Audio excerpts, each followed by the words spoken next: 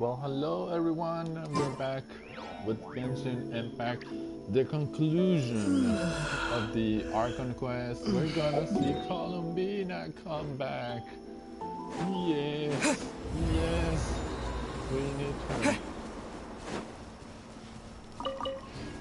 And we're also be able to finally kill Dottore. The treasure chest down there. I'll be taking them later. I have to use more of mine. See, there's a few here. Also, I should go completely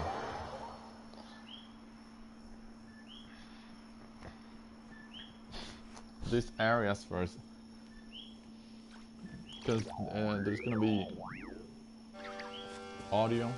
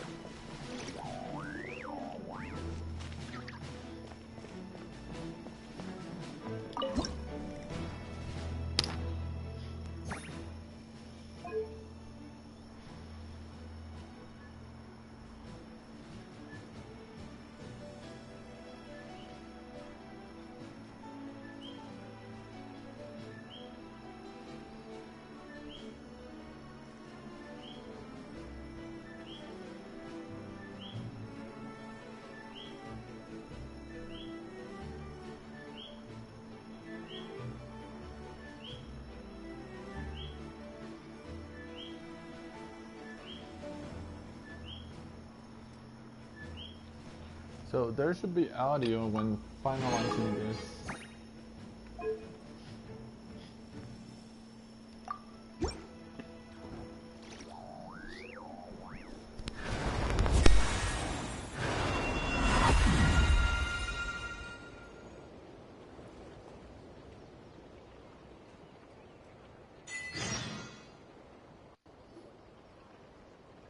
Honorary Knight!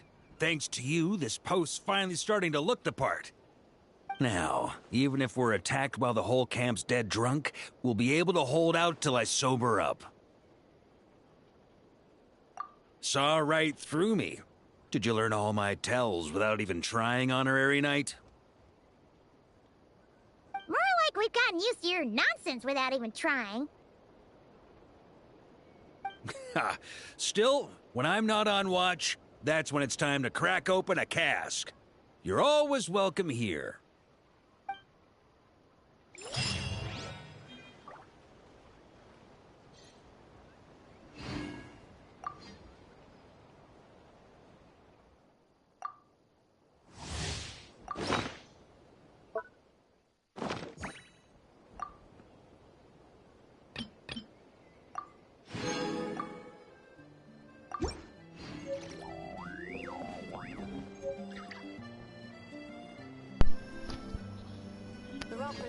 All to be expected from the feminist camp. Ooh, there's so much now.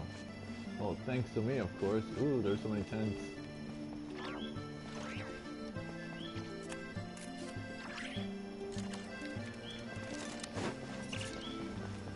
This definitely looks better than before. Ooh, there's a tent with weapons and everything.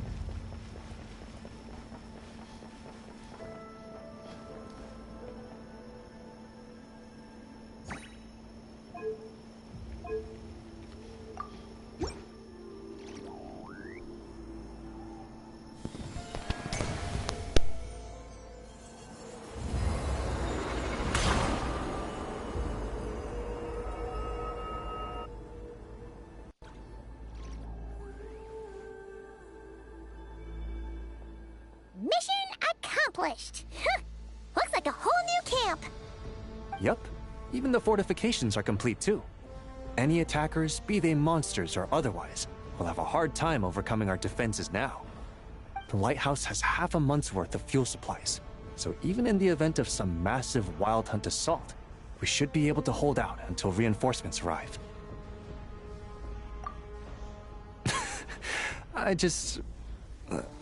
It always pays to be prepared for the worst, you know? Either way, guess you can take a bit of a break now that it's all done. Right, and that's why I'll be taking a trip home first. I mean, it's been a while since I've seen my old pops. Home? Oh yeah! Paimon's gotten so used to seeing you here, she almost forgot you're actually from Pyramida. Why don't you come along? If you wouldn't mind, I'd like to host you at our place. We've set up a food truck here as per Paimon's suggestion, but cooking at home is more convenient all the same. Oh, so you'll be cooking? Well, you're in luck, 'cause Paimon never says no to a tasty meal.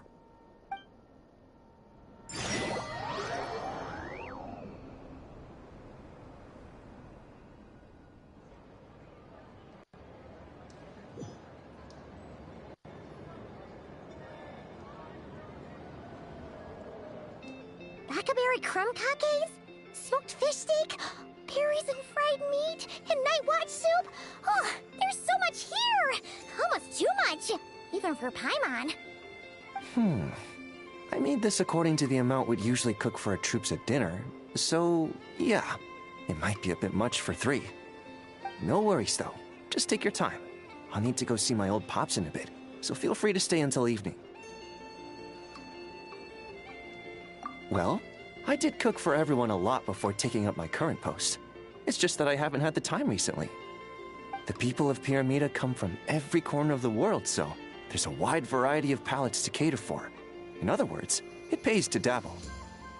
But since I'm not yet familiar with your preferences, I just made a bit of everything. If there's anything here you particularly like, don't hesitate to say so. There's no need for flattery. If anything, that just makes me want to find the dish you'll like the most even more. People can say what they want, but the look on someone's face when they eat something they enjoy never lies. As far as I'm concerned, nothing makes me happier than seeing people happy. And whether as a lightkeeper or a chef, I'll do whatever it takes to keep them smiling. That might sound trivial to you, but deep down, that's all I've ever really wanted. Exactly! There's no way the people around you aren't grateful for what you do. Heck, they'd probably get mad hearing you talk yourself down like that. Besides, they'd have to get in line behind the 2 of us. Thank you. All right, I'll refrain from saying anything else unrelated to dinner. Please, enjoy your meal.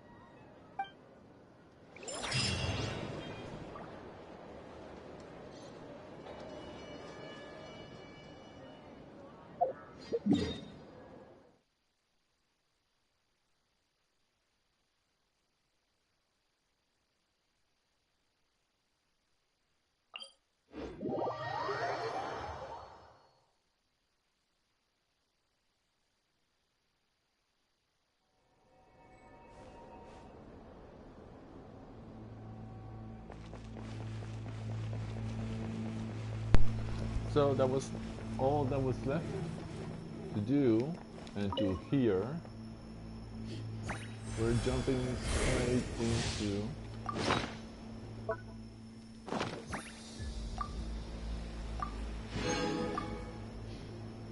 the conclusion of the Archon quest.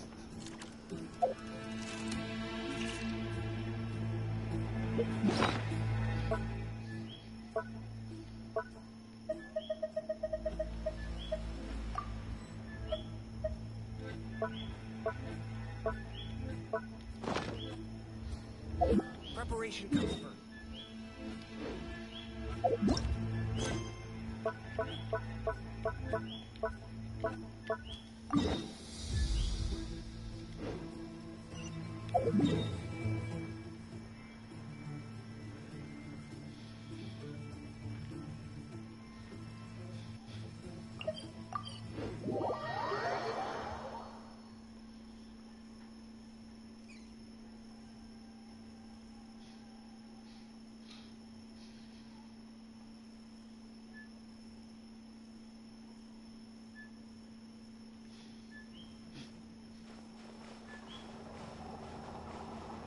Let's go. Let's finish this. Let's. Welcome back, Columbina, and let's finally kill Dottore.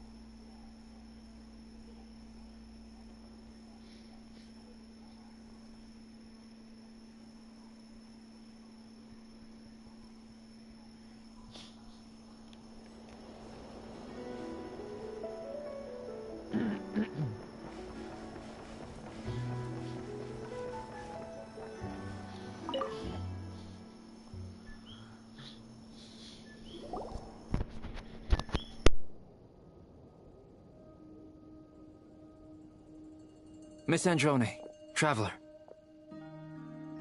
Hey there. Paimon's here too! She was just helping them sort through their things.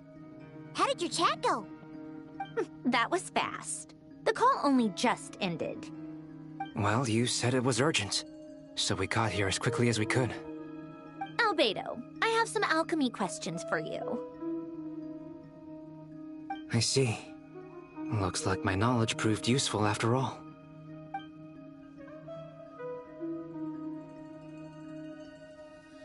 If I might ask, what is the end goal for the modified formula you'll be using?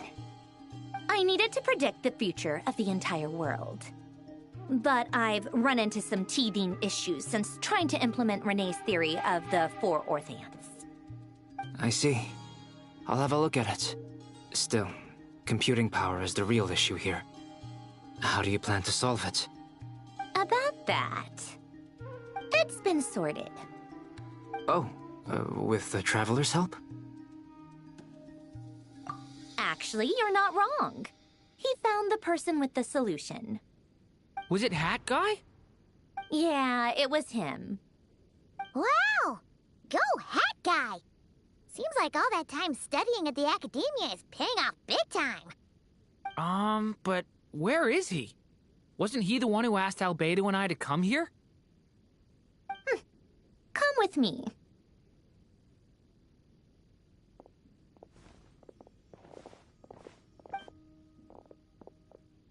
Hat Guy? What's happened to him? Hat Guy! Can you hear us? No response. I guess he's in hibernation.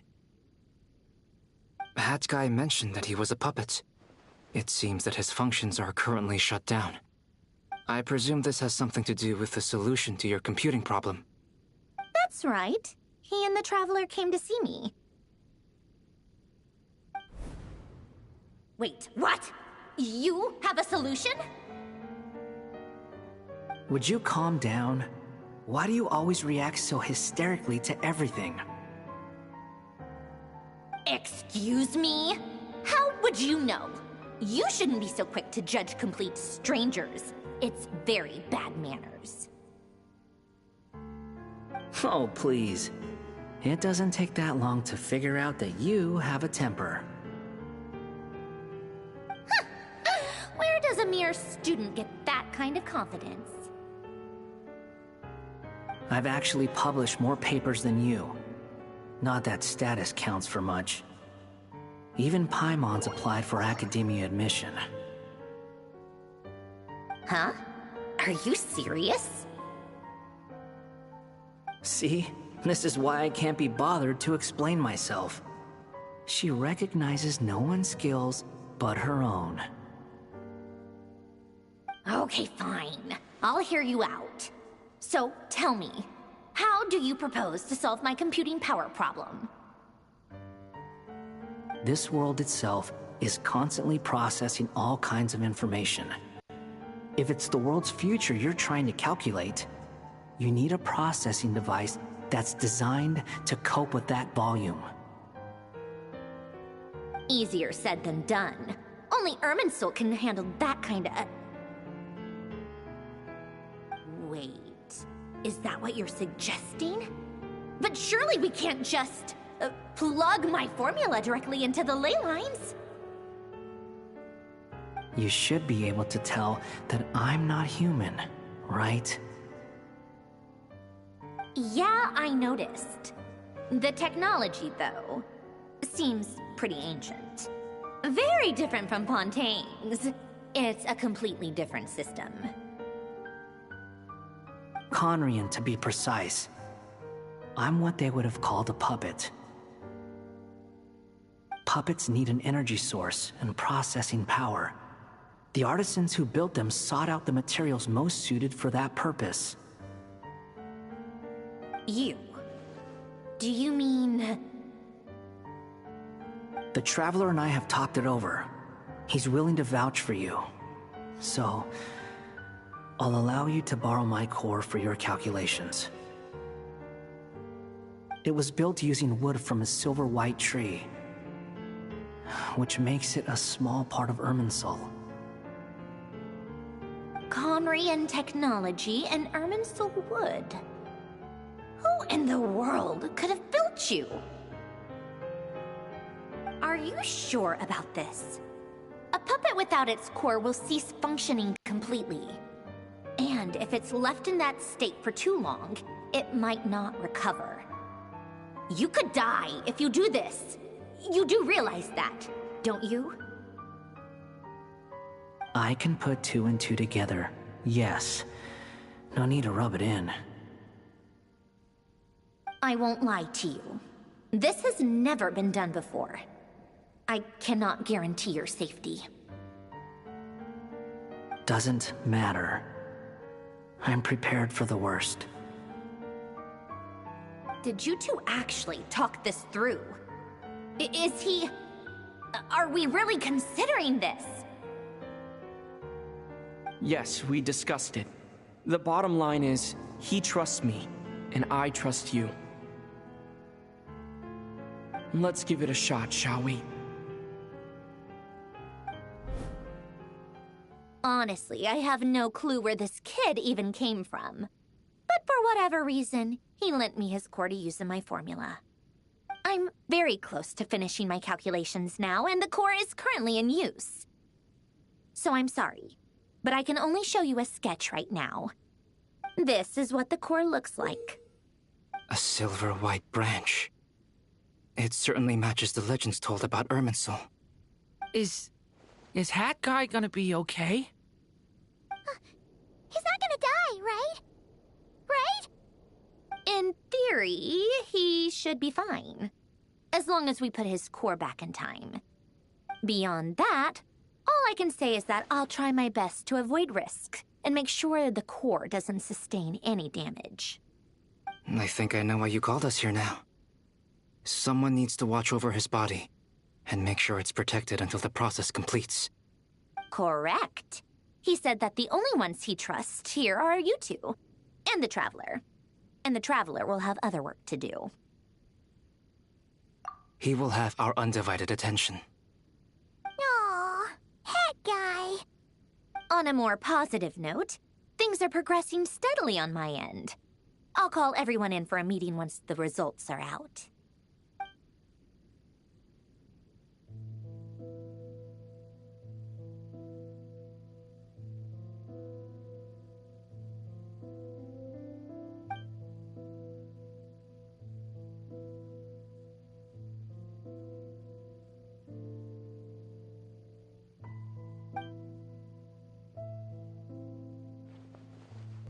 The worst-case scenario with the core removal is either a system reset or a total loss of function.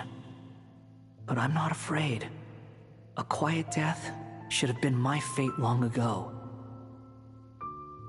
A core is completely different from a heart. It's like another vital organ entirely. I never believed it could be a true replacement for what I sought. But in the end, it turns out the core was more useful to me. Pretty funny when you think about it. It's like the punchline of my entire life. Do you think there's any difference between a puppet and a human? If not, then this would just be another samsara. I have already experienced both a past life and a next life.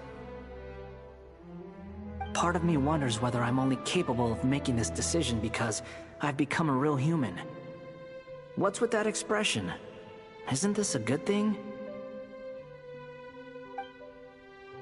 Sandrone will succeed, won't she? She has to. She will. We all have to persevere until this is over. That's right. And I'll protect you all until the moment of victory arrives.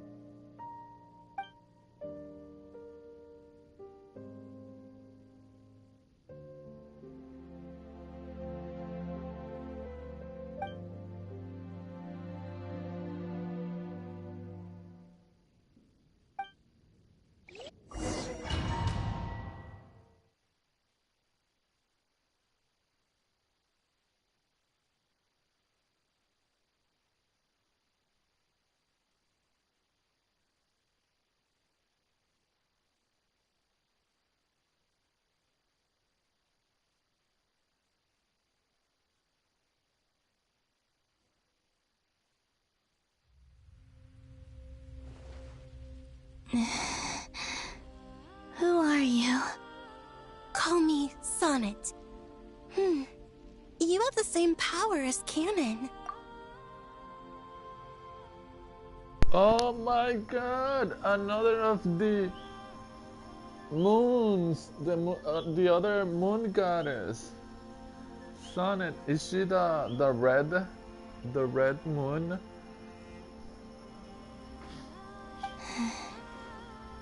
Sonnet. So, you're the goddess of the iridescent moon? Oh, goodness! You recognize me? Well then, what's your name? Columbina. Columbina Hyposelenia. Hyposelenia? What a lovely name. Did you choose it yourself? It was a joint effort between me and my friends. Friends? You mean your friends in the heavens? Huh? Oh, sorry. You must be exhausted. I apologize. Hang in there. Let me introduce you to my older sisters. Do you mean the other two moon goddesses? Arya and Canon? Wow, you sure know a lot. Hey, does that mean that our story goes on into the future? Oh, I guess that wasn't the best question to ask. It's alright. We were prepared for that possibility. You could say we were too prepared. I can't even remember how long my sisters and I have been here by this point. When did you get here? How long has it been? I can't say for sure, but it feels like it's been forever. I see. Are you feeling alright? You look a little unwell. I can hold out a while longer. The other two, the three moon goddesses, look, red, blue, and yellow. All the three moon goddesses. We don't have far to go. The place where my sisters and I are based is just up ahead. Look, Don't the worry, other two. they're both really nice. I'll introduce you. All three moon goddesses. With Columbina. Oh my god. Sonnet, Arya, and Canon. And Columbina has Canon's powers. So that's the frost moon. And Sonnet is the iridescent moon. And Arya is the other moon that I forgot her name.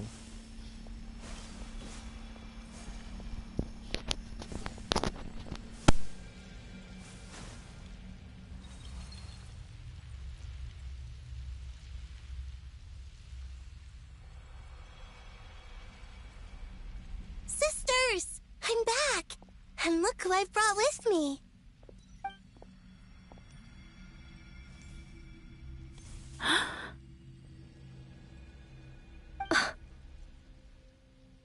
It's our lovely little sister, born in the far future. The pleasure is all mine.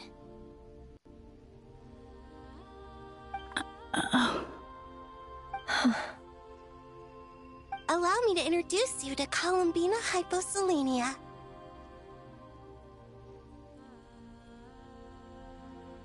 This is Arya, the goddess of the eternal moon.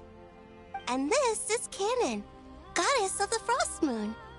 Canon, don't you think Hyposelenia's power is similar to yours? Hello, Columbina. I apologize for our startled reaction just now. And please, forgive our little sister if she's been annoying you. She tends to talk a lot. It's fine. You seem shy. Don't worry, Columbina Hyposelenia. No one can hurt you here. Could you tell me where here is? Please. I must know.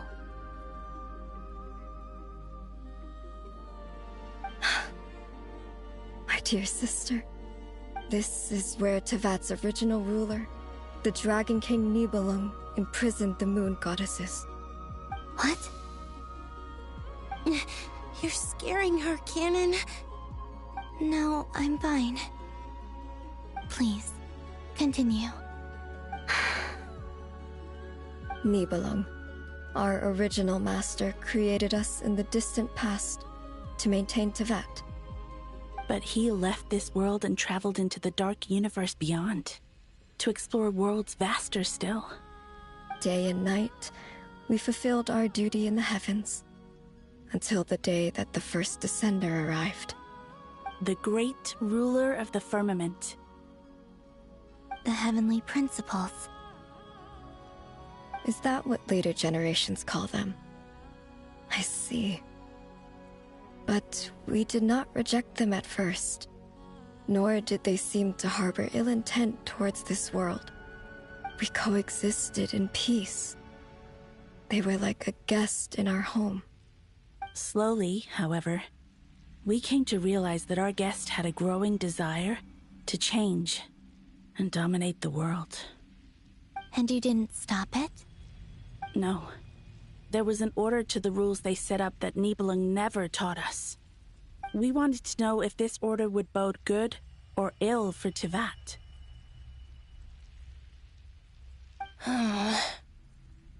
All right. Canon and I wanted to know. Sonnet was against it from the outset. Later, we discovered that this great ruler of the firmament bore an almost paranoid hostility toward the desire of certain life forms to seek power. Or perhaps they feared them. They would even cast down celestial nails as manifestations of their power, to punish the civilizations of the world below. Only this was far beyond mere punishment. Right. Their rules brought order, but the price people paid for merely testing the limits of those rules was far too great.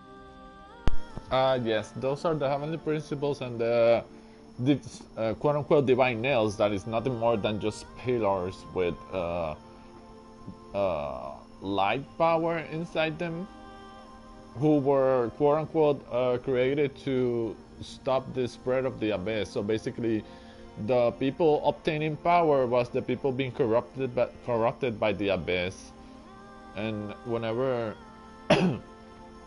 anyone tried to rise up and try to use the abyss, the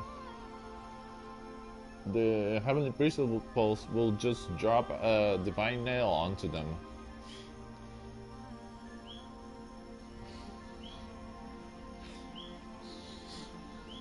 I did everything in my power to help the punished escape catastrophe, but still, too many lives were lost.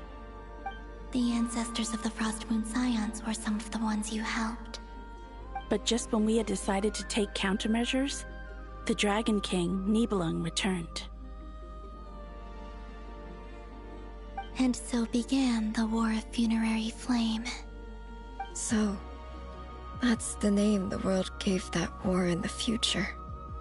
Well, who won in the end? As far as I know, the Heavenly Principles won, although it came at a great cost. They remained in Teyvat, where they continue to rule to this day. And the world's original master, the Dragon King Nibelung, was destroyed. And what of the moons? Are there still 3 moons in Teyvat skies? You can tell us the truth, Columbina. We know we are but remnants of a bygone age. We are prepared for the answer. Only the Frost Moon remains. But it has been cast beyond the false firmament by the Heavenly Principles. The Eternal and Iridescent Moons were both shattered during the war. So death finally came for us in the end. Sonnet. But you're still here, aren't you? A moon goddess cannot live without her moon, Columbina. She's right. That's why I began to disappear. Because the Frost Moon is cut off by the false sky. How much worse it would have been if it were outright destroyed. Our souls may endure within this lunar palace, but if our moons are destroyed, then we shall disappear the moment we depart from it. I'm sorry. There's no need to apologize to us, dear sister. If anything, we owe the world an apology. Oh my god, these 3 moon goddesses. They're the definition of a delicate, beautiful, loving goddess, especially the Eternal and the Iridescent Moon. Well, the Frost Moon too. Well, I would say that the Eternal and the Frost Moons are like the very loving ones. The Iridescent Sonnet, she's kind and lovely, but she's like very wanting for attention, so she dives right into conversation. If only we decided to act sooner, rather than arguing amongst ourselves. all the more reason not to spend this time in regret and repentance. Instead, we should focus our efforts on how we might help our future sister. Sorry? Don't you see, Columbina, your story is not yet over. Is that not why you are here?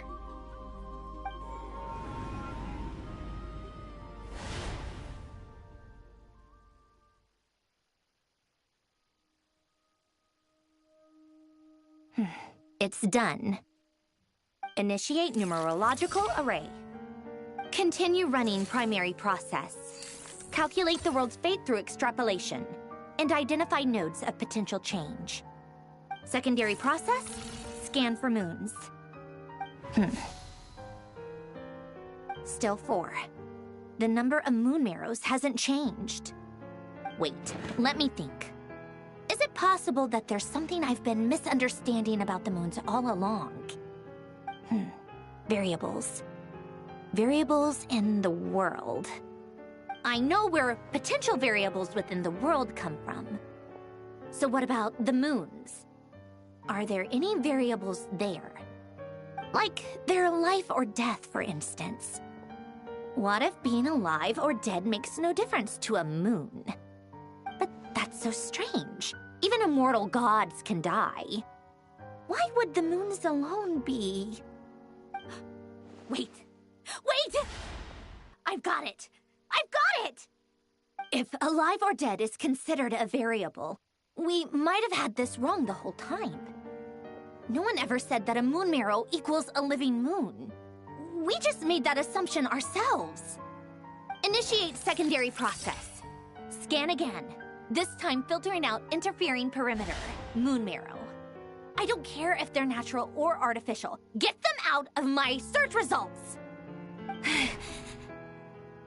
Why? It says 3 moons still exist in Teyvat, even after excluding the moon marrows. But we know for a fact that 2 of them are dead. Redo the scan. Narrow the results to living moons and real moons. No, scrap that. Narrow it down to moons that have lunar authority and remain alive. Why? Why is it still 3? What is this, Columbina? Has the world lied to us? Or are you the one pulling the wool over our eyes?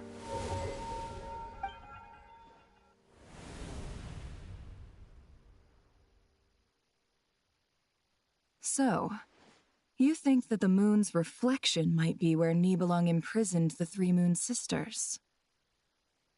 Yes, it would explain a lot, such as why that space would respond to a moon goddess's power, opening the moon gate at her command. It would also explain why Miss Columbina has been unable to leave, and why time flows in reverse there. In the messages she sent, Columbina promised us she'd find a way to return, but we have no way of knowing how, when, or where this might happen. The fact that she still has yet to reappear in this world indicates that returning from that place is no easy feat. We cannot afford to simply wait for her. So you're saying, if she could return by her own power alone, she would have done so long ago? Yes, she certainly wouldn't leave it to this late stage when it's so touch and go. I've been giving this some thought, and I've come to believe that Luanatar might be an anchor that she left behind, as a sort of future waypoint. This could also explain why Luanatar is always by the traveler's side. Sounds like a plausible theory. If that's the case, there must be some criteria we need to fulfill to allow Columbina to return to the present. The question is, what could they be?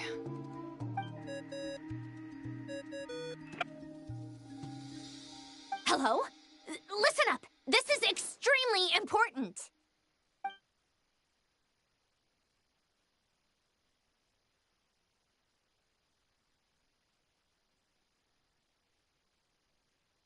Not only is Columbina alive, but she may well exist in a form unimaginable to us. I'm still unclear on the details, but she's done something truly inconceivable in the past. And the clue to what she's done lies in the moon and Teyvat sky. Truly amazing. Oh, I'm so delighted for her. I'm sure we all feel the same. And I'm sure Columbina is ready to get back here and fight by our side. I'll keep my calculations going and try to find some way of coordinating with her. But that's not an excuse for everyone else to slack off, okay? All of you had better keep trying to think of solutions. How can the dead moon still live? And Luanatar...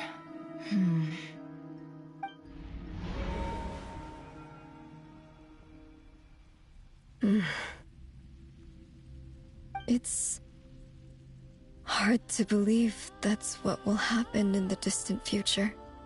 Our authority is linked to the most fundamental rules of Teyvat. I suppose it's no wonder that many would covet that power. I didn't realize that when you said friends, you meant people who live down in Teyvat. That's so lovely. I always wanted to go down there and have some fun. Have you ever tried leaving this prison? Of course. Between us, we've tried everything. But no matter where we go, this space will eventually bring us back here. It's like the center of a whirlpool. Everything ultimately converges here, at the moment when Nibelung imprisoned us.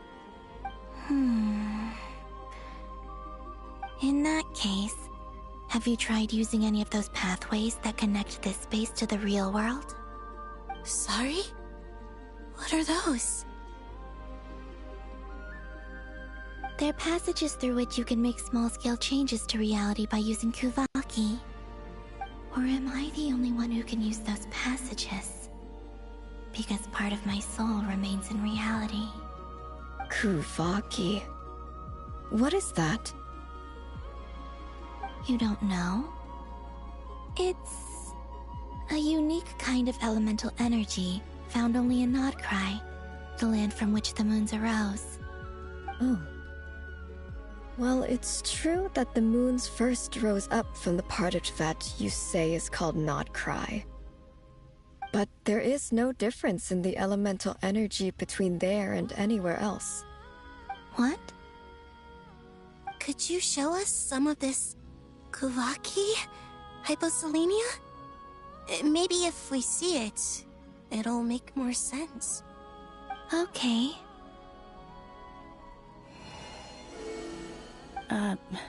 Isn't that just your power?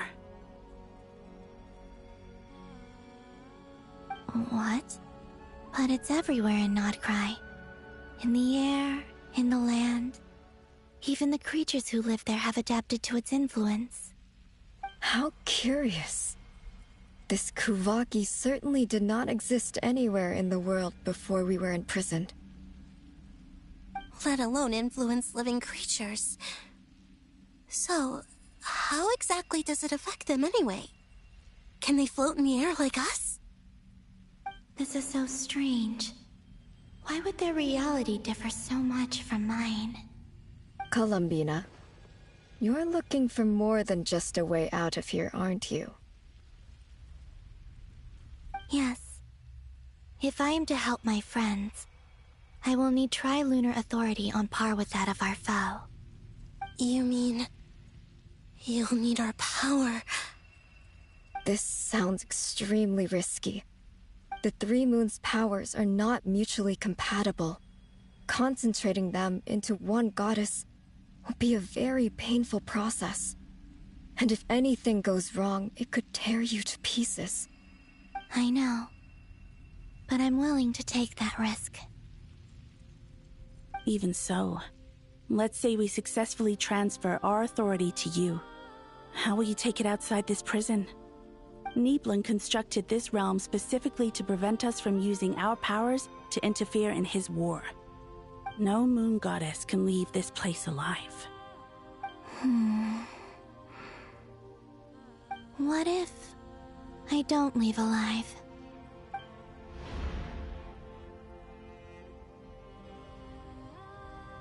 Where do we even start? How are we supposed to figure out what we're meant to do to help Columbina?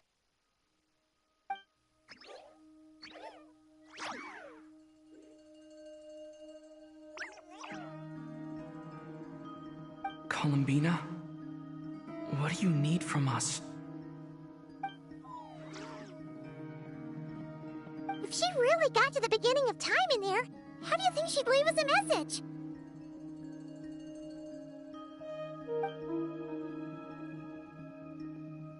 You don't think she'd write it down on a stone tablet somewhere in the hopes that we'd find it, do you? Seems unlikely. Columbina may not talk a lot, but she thinks deeply about issues like this. Let's review what we know. This is the Columbina who fought alongside us against the Reikir of Solnari, and with whom we celebrated Moon Prayer Night. She knows our personalities, our ways of doing things, even our unique strengths and abilities. So, if she wanted to tell us something from a long, long time ago, what would she do? Oh.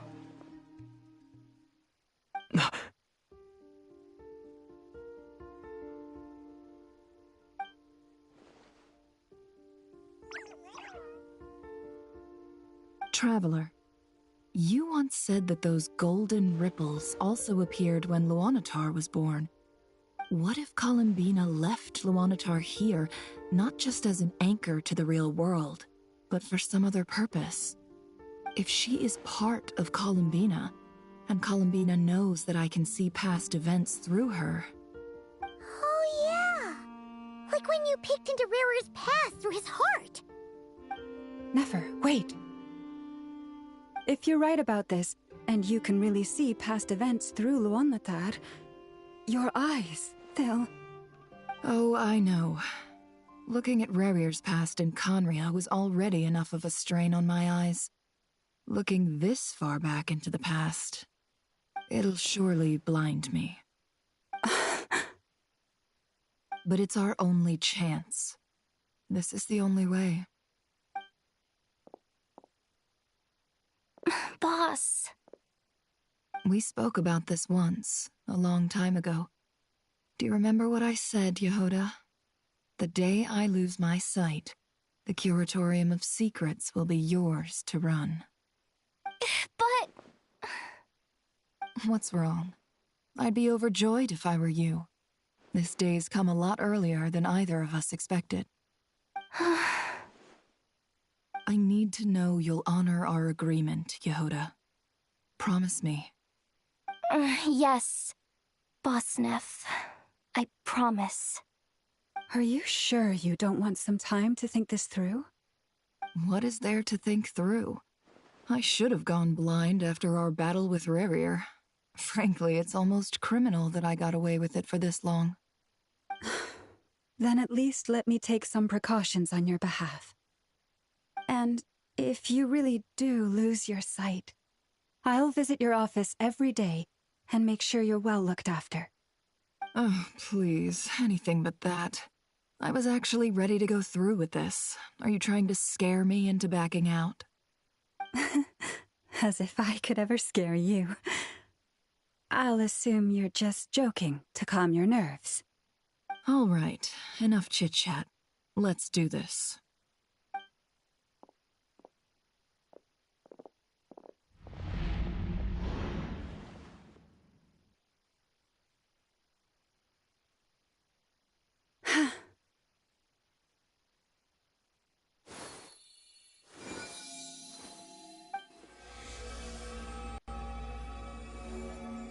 All done.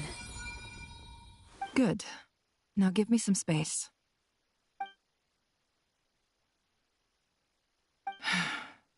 Come on then, little one. Show me what happened in the past.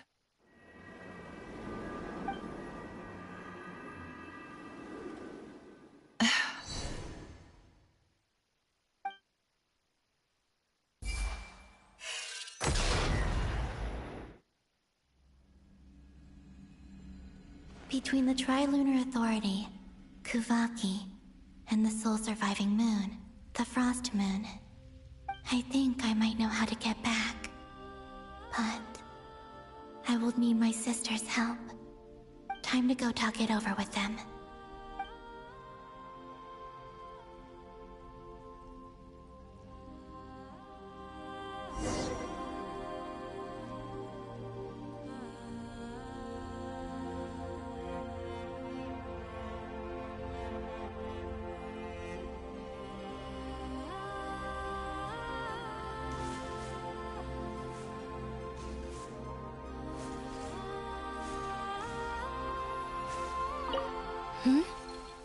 Have you decided what to do? I hope it's not too dangerous. You really scared me when you said that thing about not leaving here alive. Come on, let's go find the other two.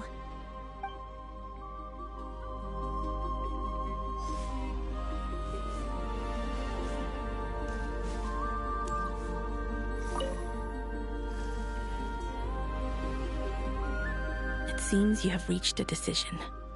I'm all ears. What do you propose?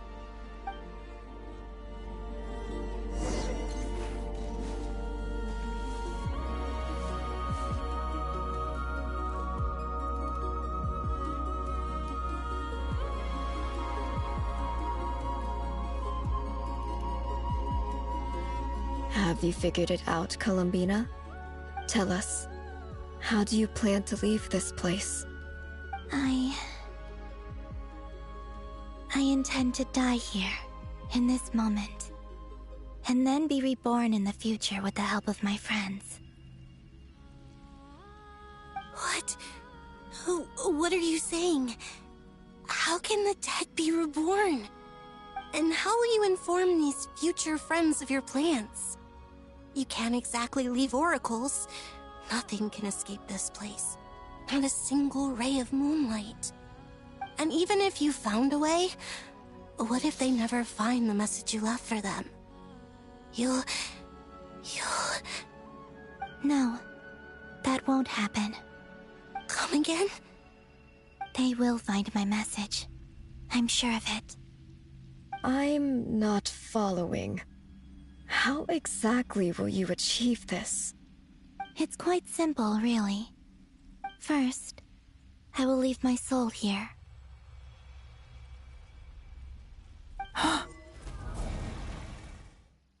I see it. Your soul? You mean you're a divinity? Yes. I once left a portion of my soul in the future. One so small that this prison barely noticed anything. In this very moment, she can resonate with my soul across time. When the time comes, I believe that she can serve as an anchor to pull my soul from here back to the future reality. Just as gravity connects the world to the moon. Exactly.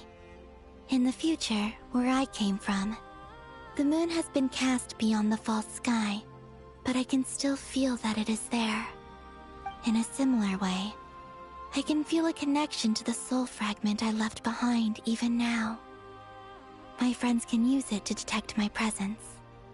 But how do you just leave your soul here? Is that even possible? On my way here, I met an ordinary mortal who entered this place long before I did.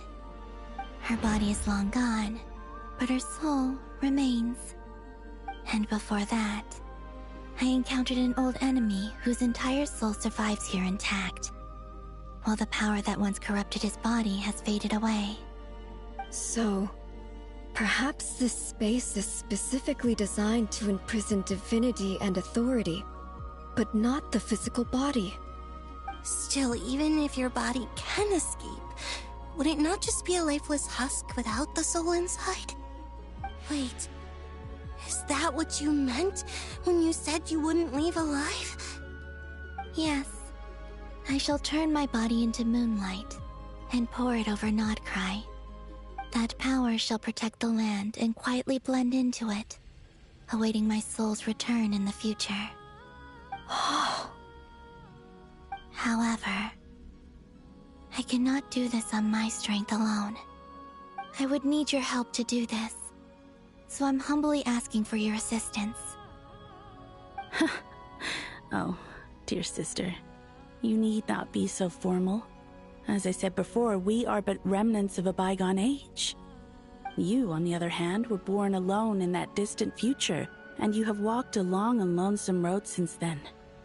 How could I bear to let your story end here in this dungeon? Don't forget, we are your sisters, your family.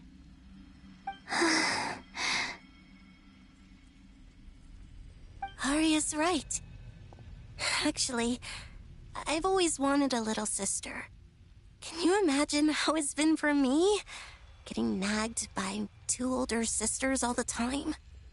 Now, I finally get to be the big sis. And not just that, but I get to help you return to your world, too. How could I say no to that? Sonnet. Canon?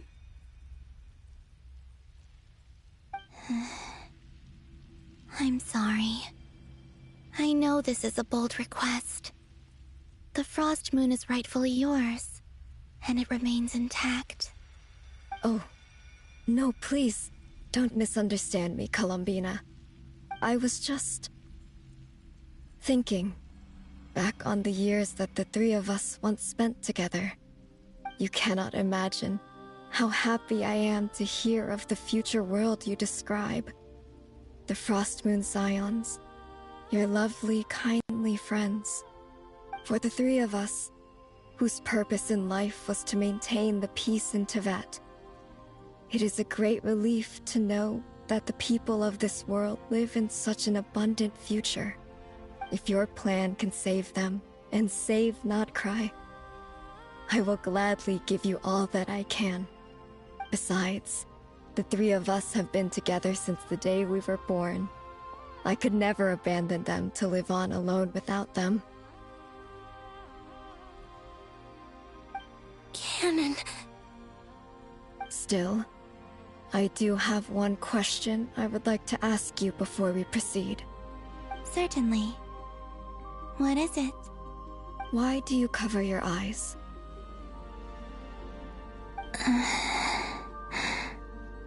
Yeah, I was curious about that too.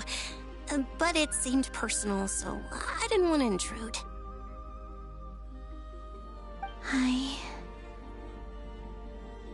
There was a time when I refused to look upon the world. I believed it was full of nothing but lies and falsehoods. I wished to hide my feelings, seal my heart, until I could return to my true home. I see. Perhaps that decision saved you from ever having to see the false sky again. But at the same time, you likely missed out on many true and precious things, like the smiles on your friends' faces. Promise me this, Columbina.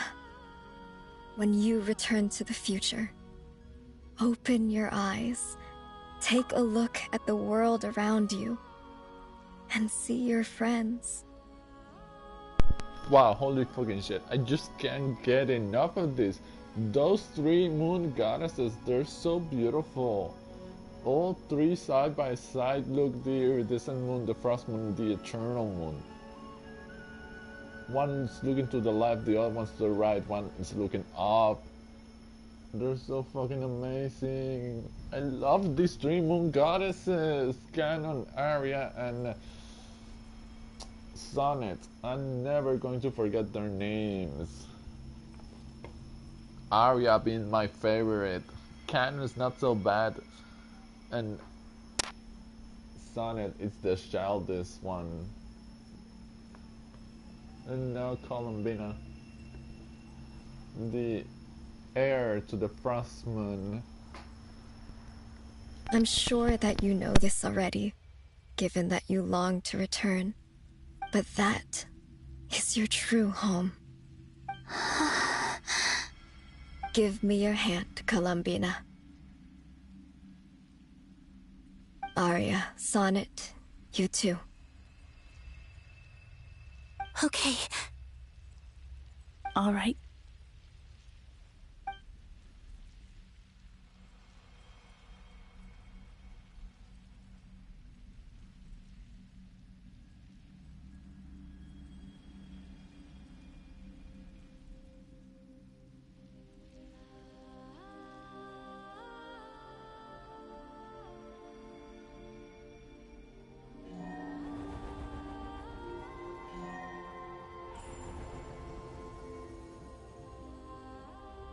We once were the songs sung for eternity, but now it is you who must continue to sing.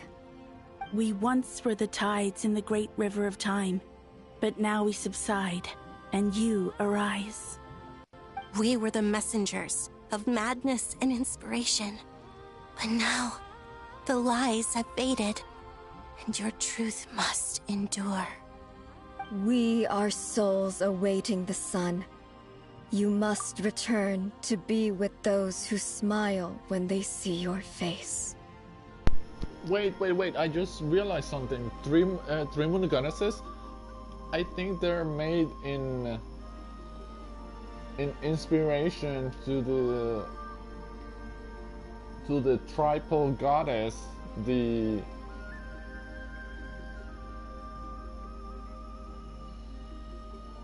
Greek goddess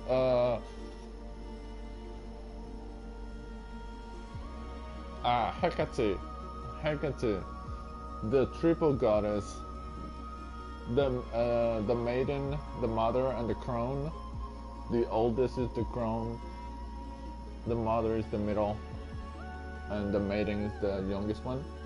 Sonnet is the maiden, Canon is the mother, and Arya is the crone. Since she's the eternal, the frost moon is the mother, the iridescent is the maiden. 3 moon goddesses that gave birth to Columbina, the combination of all three.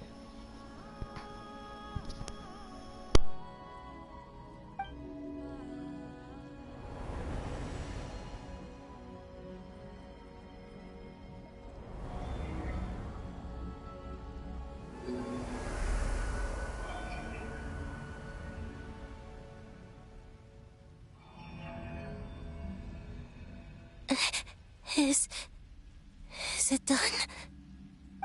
Yes. We have transferred the authority over all 3 moons to Columbina Hyposelenia.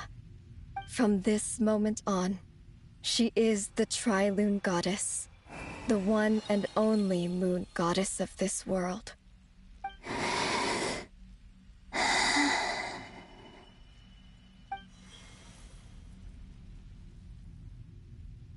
Thank you. Thank you, my sisters. Now go, and do what you believe is right, Columbina Hyposelenia.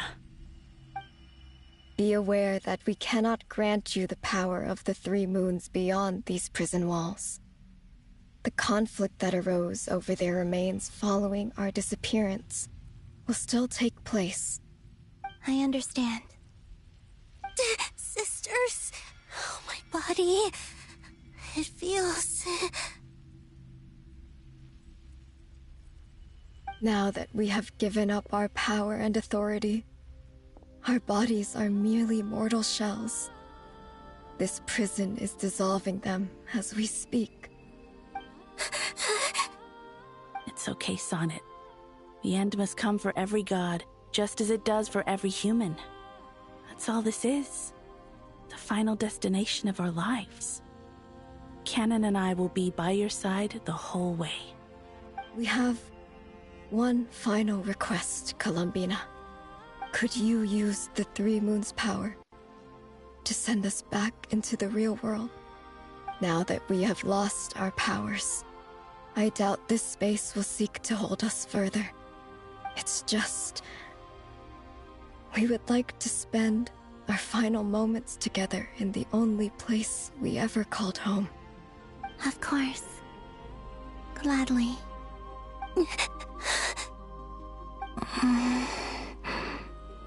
Sonnet? Yes? Don't...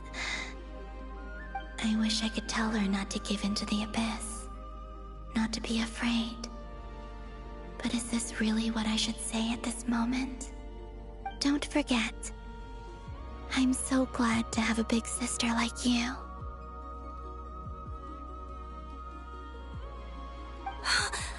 No, Hypo. Thank you.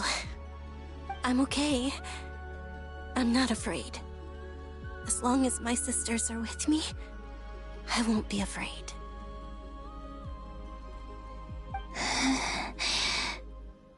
It looks like this is goodbye, sisters. Goodbye, Columbina. Take care of this world in our stead.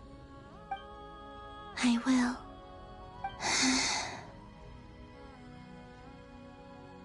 And now, it's time for me to bid farewell to my body, too. May it become the moonlight that keeps Nodcry company through the long years ahead.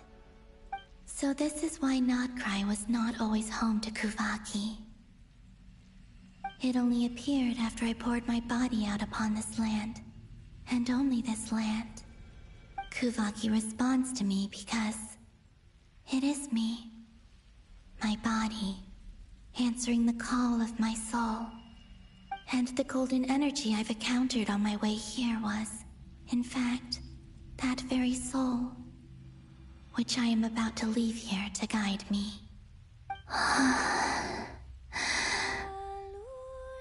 Oh, O power Trilune, eternal moonlight. I, Columbina Hyposelenia, lay aside my body. Let it be cast into the dark night to illuminate the future. May it be a companion to all who dwell beneath the moon.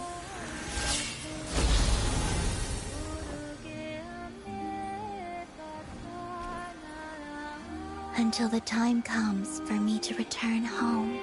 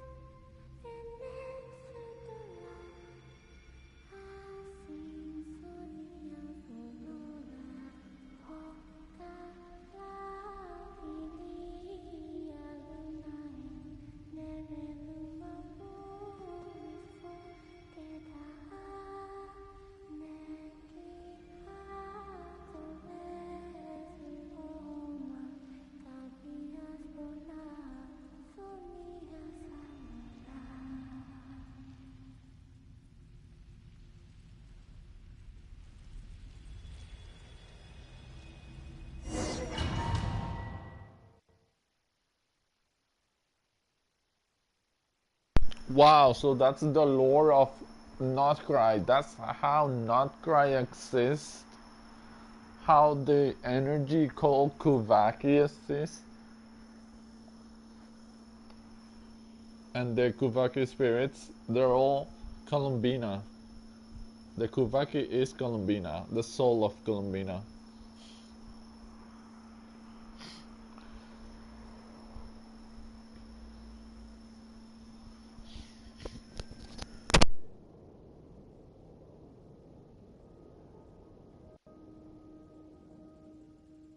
Boss!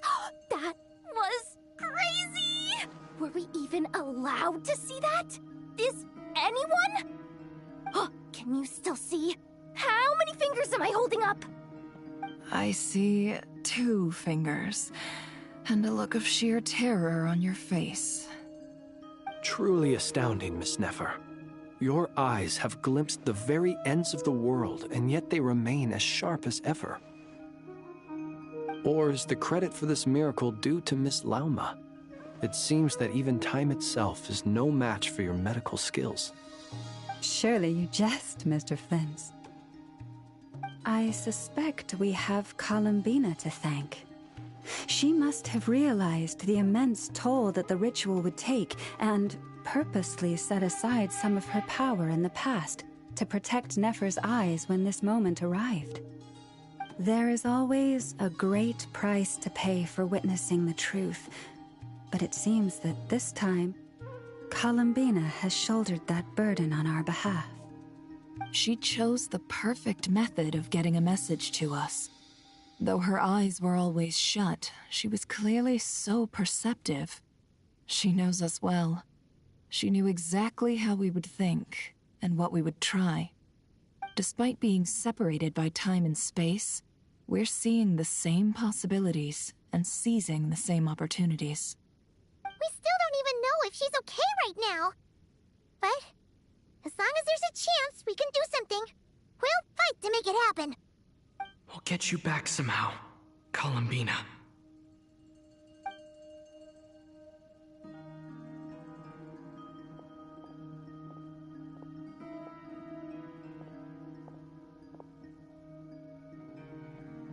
Well, based on the information we now have, let's figure out our next moves. Thanks to these gentlemen, we have a much clearer picture of the situation with Dottore. The civilian population has been moved to safety, so we no longer need to hold back.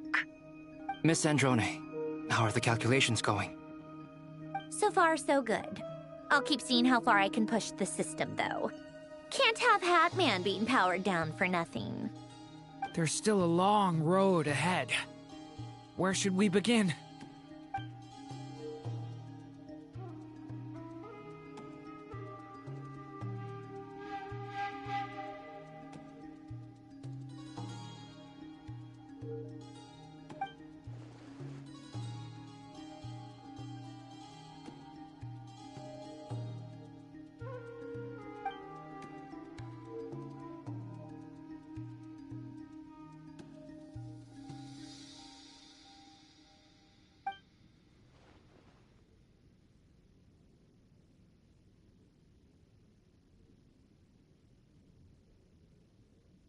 Our plan is clear. Time is short, so let's get moving. There's just never enough time, is there? Time is the bane of my existence. Ugh. Anyway, I'm gonna get back to work. All right, we'll do our part too. Yeah.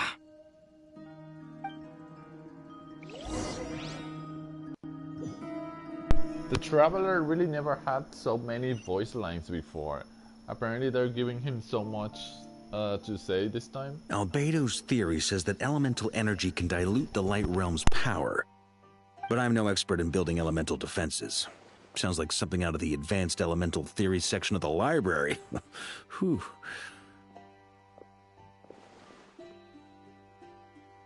You seem quite troubled. Well, yeah. I mean, who doesn't get a little flustered when they're completely out of their depth? You were the very picture of confidence back when you approached the Hexen Circle. Yeah, I could have been faking it through that whole meeting for all you know. Who's to say I'm not just a ball of nerves in a charming and gregarious package?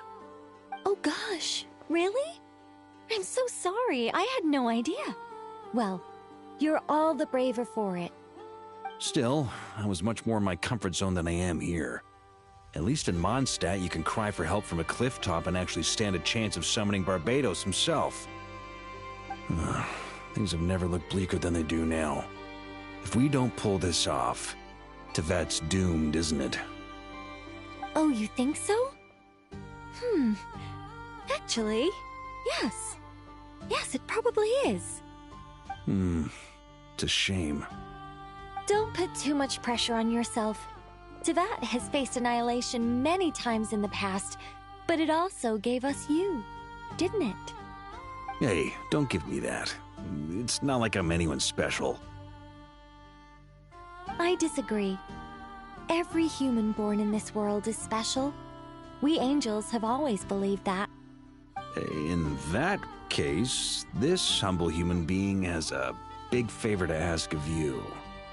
I thought you might say that. I'm sure Alice, in her great wisdom, sent you here precisely to help us in this difficult time, yes? Well, that has less to do with her wisdom, and more to do with my power. Of course, of course. Well, the thing is, these elemental defenses we're about to build, I don't think it's a question of if they'll fail, but when. Durin's findings from his patrols make it clear that Dottore is constantly expanding his territory. First it was his lab, then the design bureau, and now this. It's not realistic to completely stop him encroaching on the rest of Nagrai. Rather, our goal should be to stall him for as long as possible. If Miss Sandroni's calculations are correct, well, they're the closest thing to certainty we have in this situation, so let's assume they are. Anyway, her calculations suggest that our best hope for victory lies in Miss Columbina's return. It's up to us to slow Dottore's advance and buy time for her to make a return. Are you asking me to help you with building the defenses? No. I'd like you to prepare for what comes next. When he eventually reaches us, we will have to fight him. You were an angel once and a mage now. I'm asking you to lend us your protection. Oh. Can I take it that you're triggering the terms you fought for during our three-way talks? Well, technically those terms were about protecting Mondstadt. But if you're happy to agree to the change in location, then yes, let's do that. You're cashing in on this much sooner than I'd imagined. Well, yeah. The way things are going, I might not get another chance. Very well. The mages have heard the knight's plea, and we will respond. To tell the truth, Alice and I had already discussed how we might help you all, so I didn't come empty-handed. I always like to be prepared.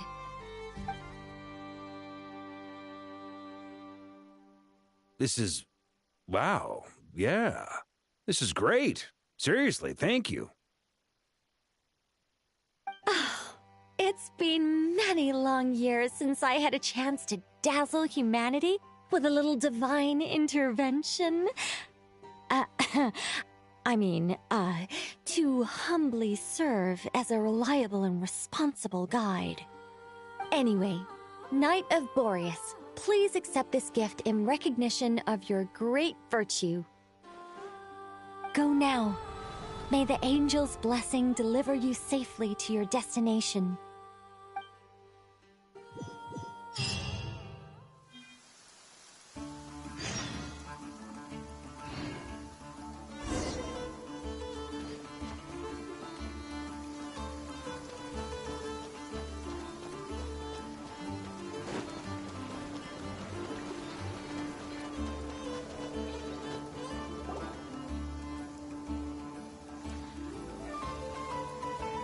You're here. Sandrone! How are things going? Glad you asked. You two are about to become the first people to lay eyes upon my masterpiece. Or should that be the first person and the first, specter? Hey! Whatever. Come, feast your eyes on this. Wow! We've never seen something like this before! This meter displays the progress of my formula. Currently, it's still making the most important connections. Once it's finished running, I'll deliver it right to your side. And then, we can finally bring Columbina back. What do you mean, deliver it? Can't you just tell us over the Dodo communication device? It'll just be some numbers, right? Ugh, you're such a greenhorn. This isn't the kind of formula you solve in math class. It's a highly complex algorithm capable of constructing a framework of rules. Whatever. We'll be here all day if I start trying to explain it. All you need to know is the formula must be completed before we can bring Columbina back. I'll share the data with you. Nicole's agreed to let me use her information channel, so we just need to use the Dodo communication device like so. And... there. Now you can check in on my progress. Wow! Look at that! You're amazing, Sandrone! About time you recognized my genius. Took you long enough. Anyway, that's all for me. You should check on the others if you have time. Make sure we don't have any weak links in the chain. That might sound harsh to you, but close supervision is a common practice in a Fatui. Not looking to catch anyone out. I just care about everything going smoothly. That's all. I'm kinda stuck here while the formula's running, so I need you to be my second pair of eyes in the meantime.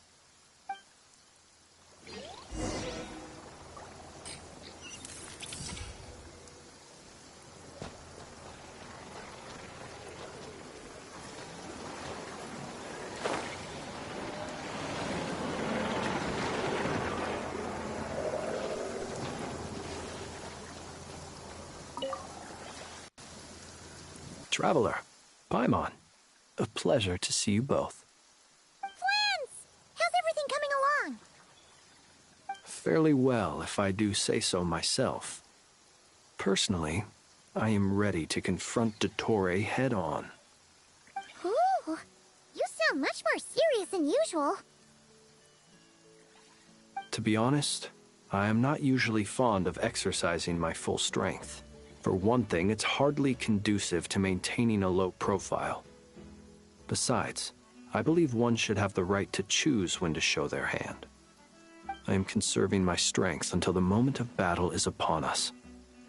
Anything to boost our chances of victory. Seeing you get into the zone like this really puts Paimon at ease. Huh, Traveler? I consider it an honor to have your trust. Rest well. I look forward to seeing you both in your element during the battle.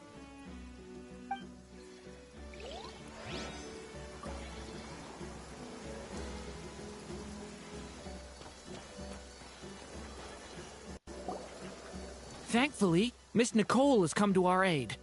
Nasha Town is now looking very well defended. Golden Flame. Yes, that's Nicole's power, all right. Based on the latest message from Grandmaster Varka, it sounds like they've reached an agreement. The situation should be more stable with her assistance. Everyone will have at least some degree of protection.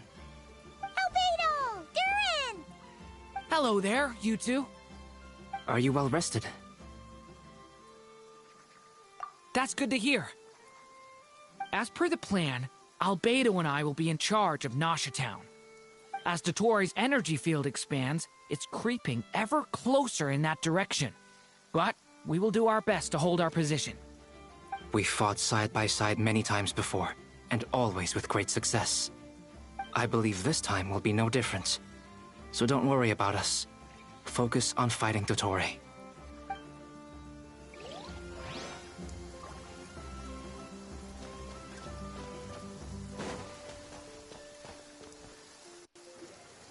Yes, Miss Moonchanter? What are you staring at? You always address me in the strangest ways. Lady Moonchanter 1 minute, Miss Moonchanter the next. Yes, and? Are either of those incorrect? Not as such. It's just that I simply call you Nefer nowadays. Uh-huh. That's my name. What's your point? The point is I don't add any honorifics or titles. Meaning what? That maybe we're on friendlier terms now than we used to be. Is that how you see it? And I thought I was the one with eye damage. Never! Wilma! Paimon, traveler. Just swinging by to check in on you. How are things going? Did you manage to get some rest? Don't worry about me. I won't slow us down. And I give my all to ensure our victory. Ah, yes. Allow me to give you two a quick checkup. All done. You're both in good shape. You're welcome. You'll have your work cut out for you in this battle against Dottore, so make sure to get some rest in first. Paimon will keep an eye on him, don't you worry. I'm glad to hear it. Take good care of yourself, too, Paimon. Sure thing!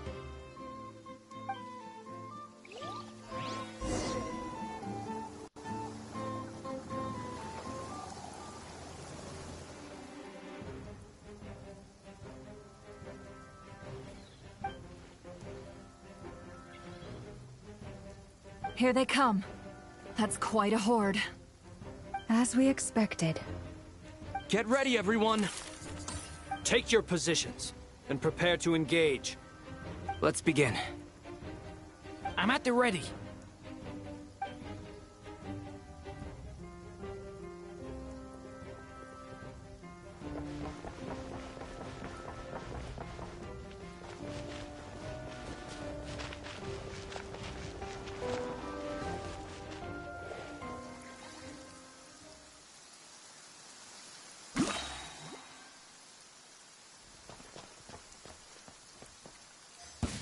What a waste of time! Your skull!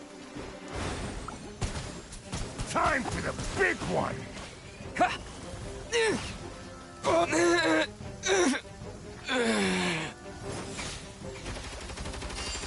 creatures of the night. Observe.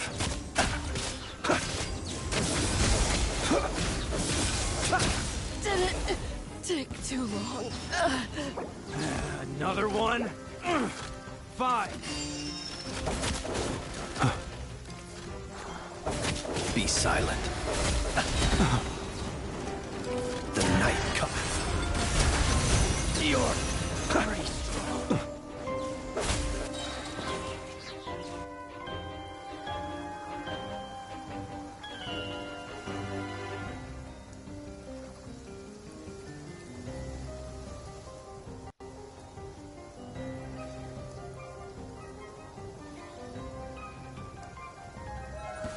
I'm gonna fix your skull!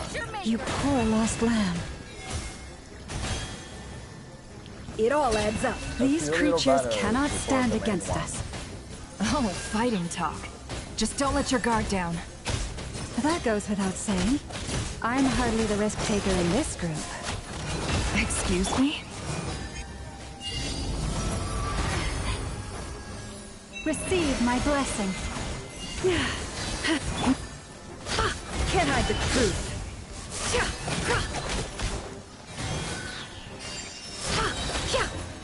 Resistance. No more lies. Save yourself. Intel.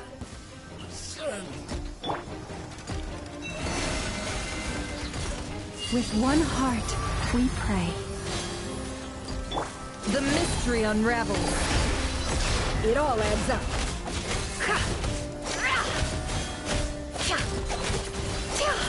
Can't hide the truth.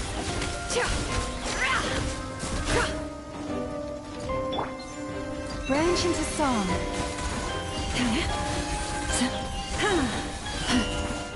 For the everlasting forest. It all adds up. The deception ends here. Can't hide the truth.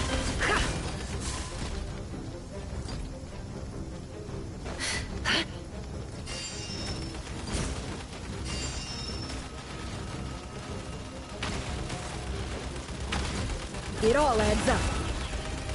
No more lies. Receive my blessing.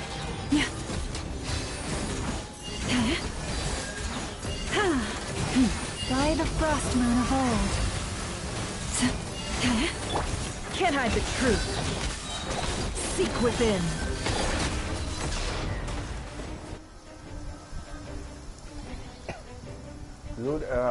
Lunar bloom. Ooh, it's increasing. We're at what, 40%?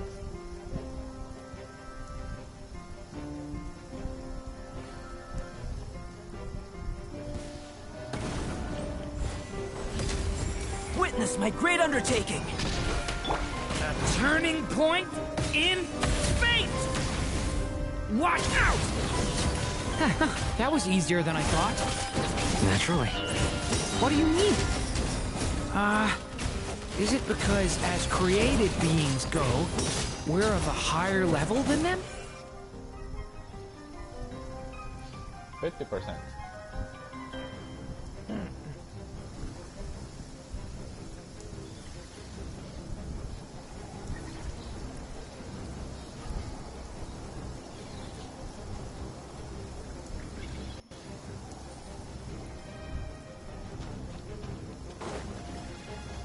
What a waste of time! Bombs away! The long sleep beckons. Steady now.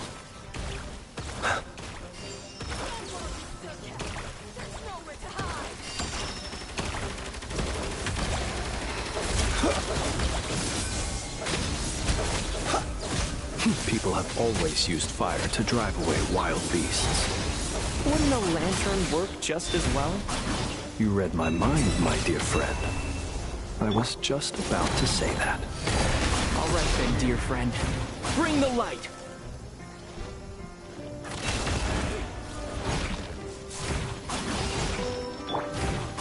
With one heart, we pray. Branch into song.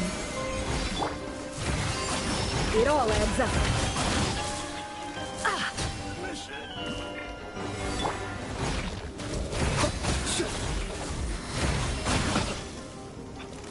Thumbs up, bitches. Stop it with the shooting.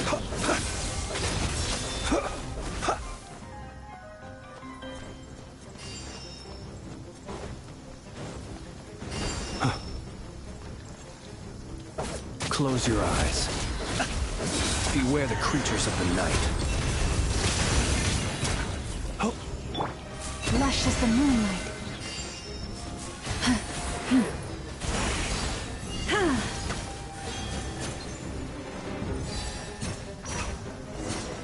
Fuck you.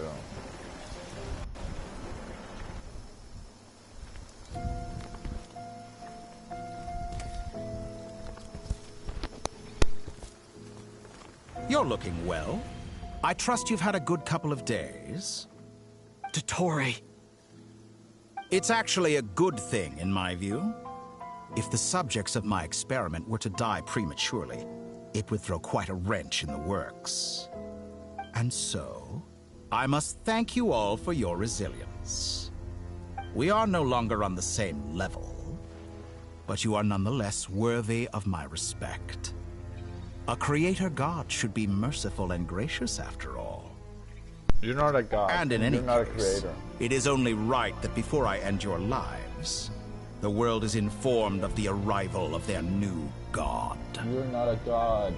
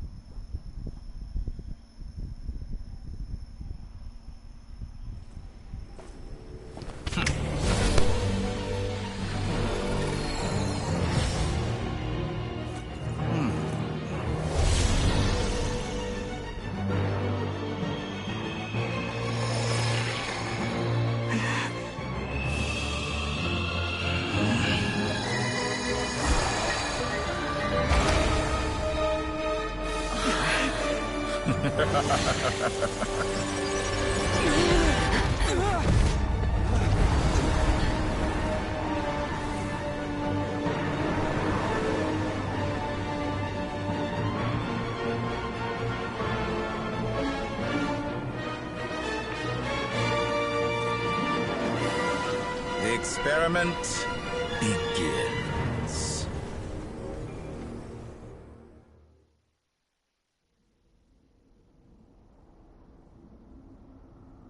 Final boss battle! You're going down!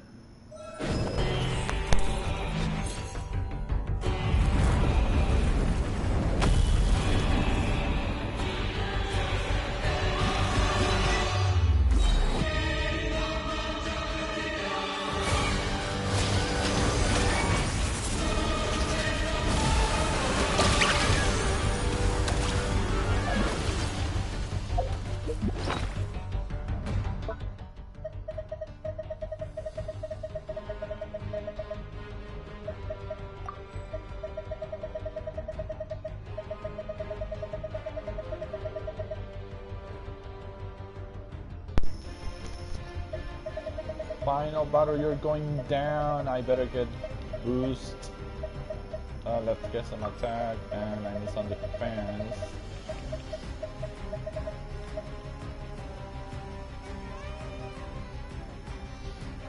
Max HP 30% and energy recharge by 20%. This one doesn't give me actual, this one defense, but healing effects. But I don't have healing. Lauma doesn't heal me.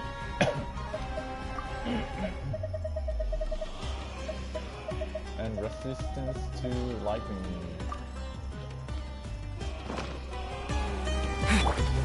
Reverse. Be silent. The long sleep beckons.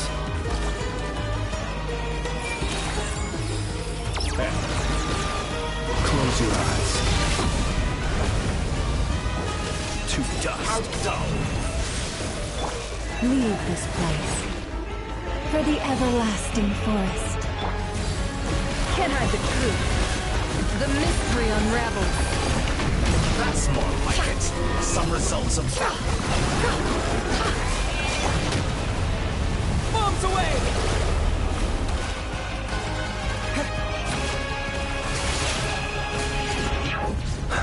Oh. I've been moved inside another space. And it's sealed off. Looking at the structure of it, it seems like Dottore intends to trap us here. There's no exit. Our endurance is about to be put to the test.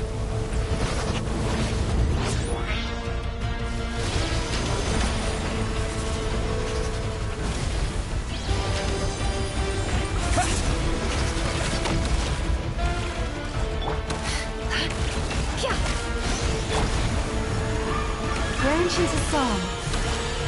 You cannot. A grave transgression. Entropy bends to me.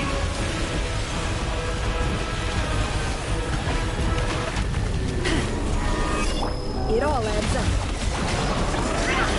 Can I the truth?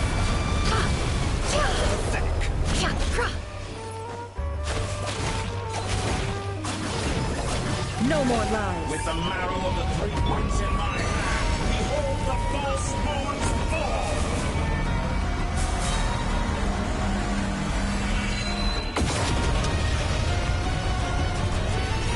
Be shackled! With one heart, we pray. The deception ends here. It all adds up. Tell me, where will you try scurrying off to next? Looks like Dottore has opted for a divide and conquer strategy. But we will not allow him to triumph. Now, I shall pray for our victory.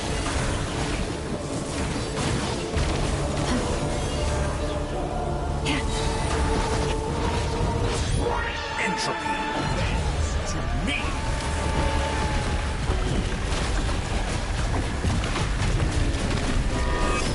Go!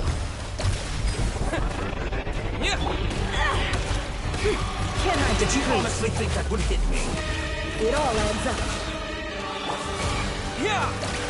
Be shackled! Found you!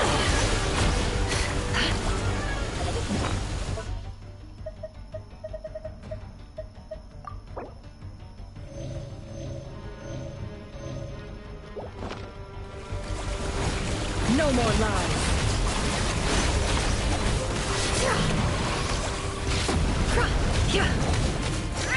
It all adds up. Moon's remnants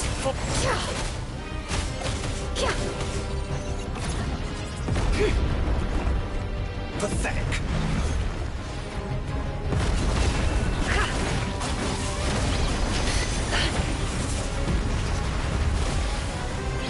No more lies. The mystery unravels. Be shackled.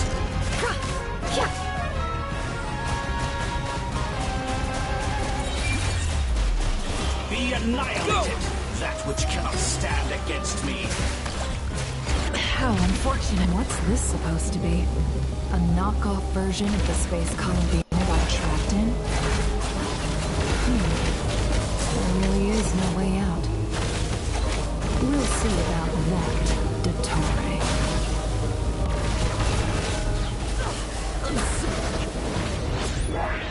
My apologies, I have not intended to take your teammates from you. But you have a choice. Obey, and I can release them. An excellent deal, if you ask me. Won't you consider it?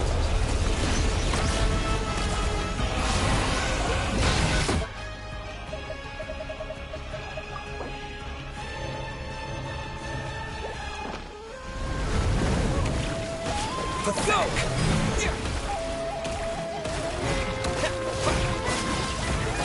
Be shackled!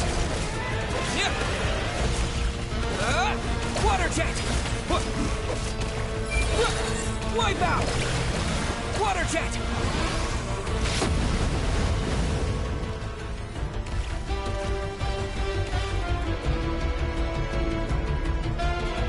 I'm aware you've been working on some little tricks to surprise me with, but it appears that none of them have come to fruition.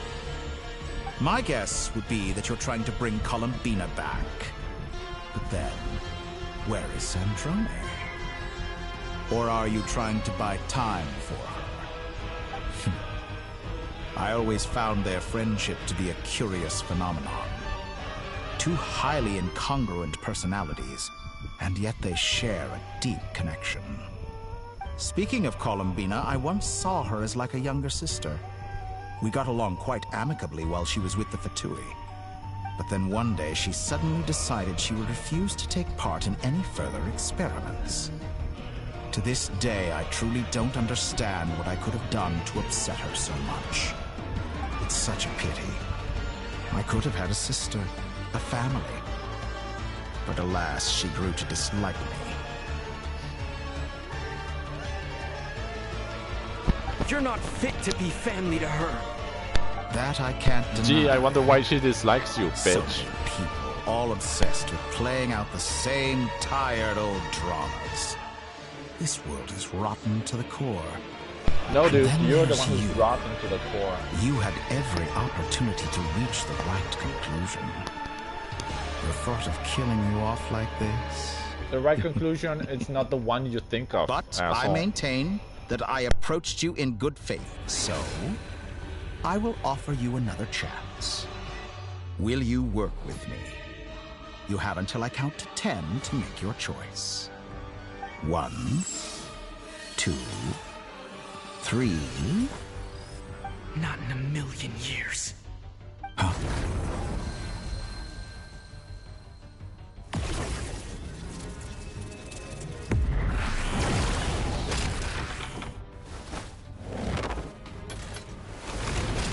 Sandrone, what a pleasant surprise. I didn't think you'd join us all the way up here. You're as sick and twisted as ever. Don't fool yourself into thinking anyone's grateful for the chances you're offering them. Sandrone? But the formula hasn't finished running yet. Funnily enough, I was just discussing a collaboration opportunity with the Traveler, and then I see you, who I must say is a good example of an opportunity gone to waste. Gone to waste? I said that everyone would get one chance, and you've used yours to march right back into the lion's den. So yes, it's an utterly wasted opportunity. And what makes you think I believe a word that comes out of your mouth? I was planning on disposing of your little formula after wrapping up more urgent business here. But since you've taken the trouble of serving it to me on a silver platter, I can simply bring it forward in the schedule.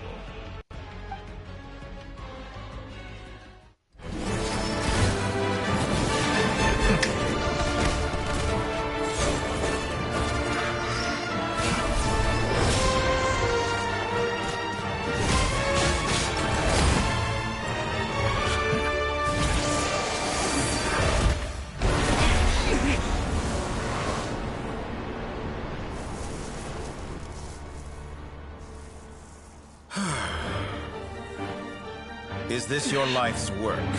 This piece of trash?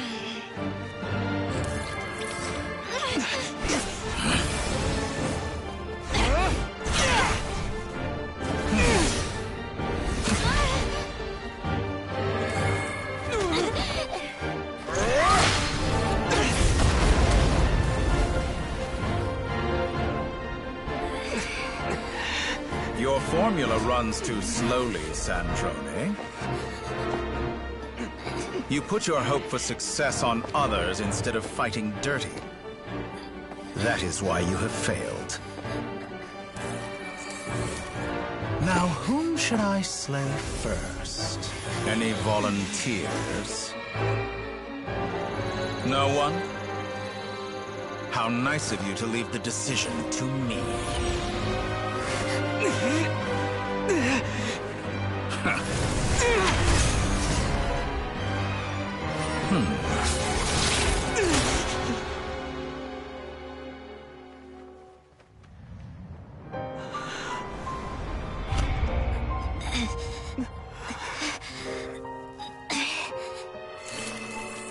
Oh, how unexpected.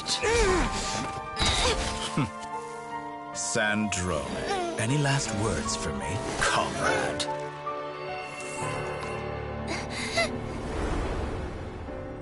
Is there anything you wish for? Not really. But I've always known what I don't want. Go to hell, Dottore.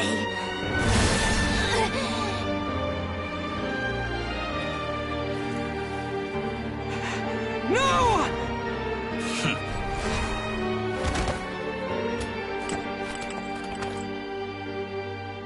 And now, you have failed.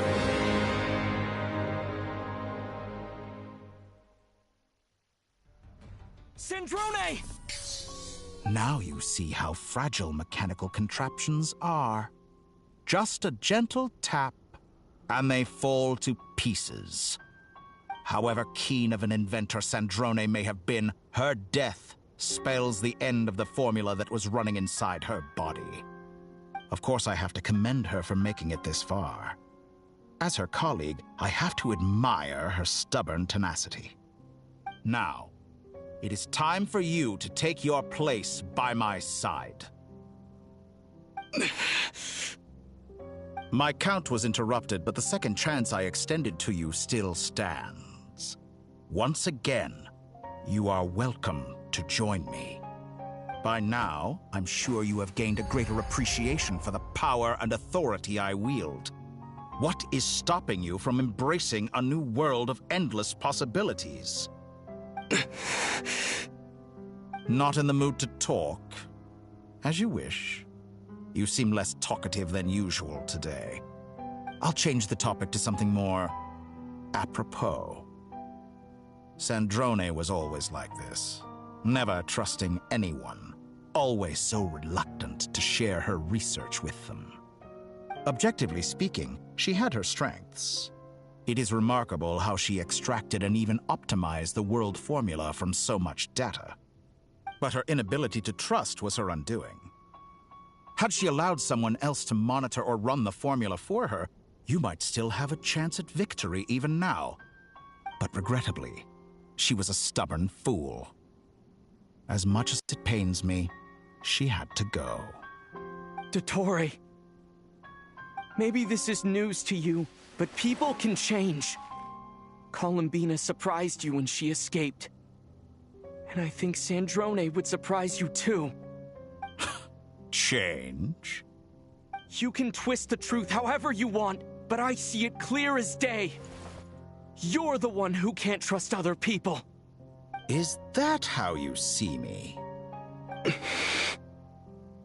By this point, what can you hope to do about it?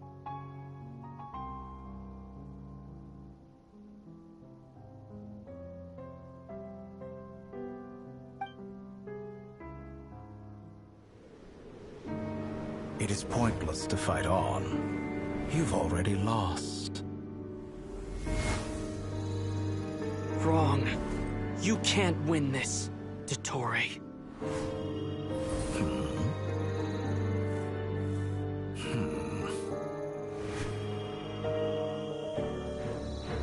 What?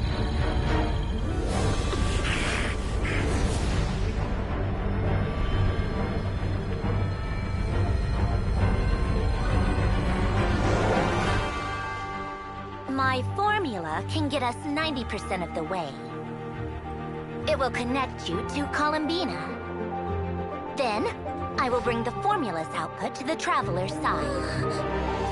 For the last 10%, do whatever it takes. Just bring the moon down.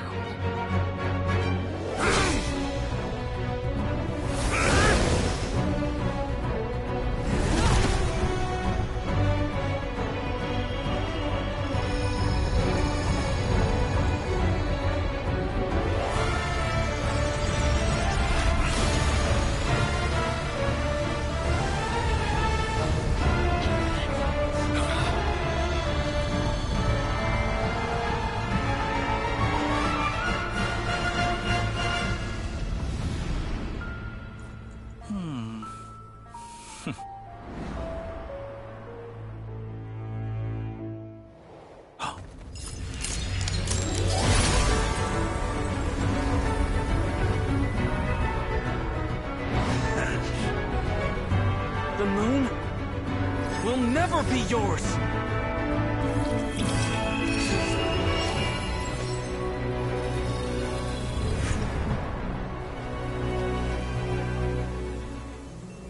turn my body into moonlight and pour it over Nodcry. My soul, I leave here to inform my future friends. Lastly, I will hide the Trilune Authority within the Frost Moon.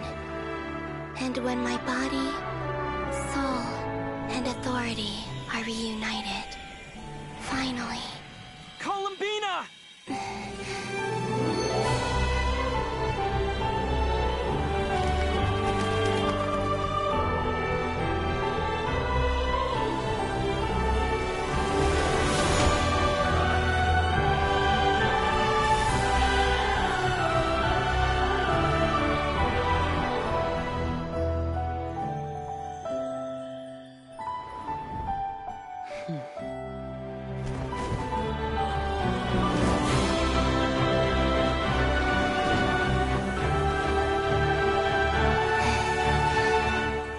It's been too long. I'm back.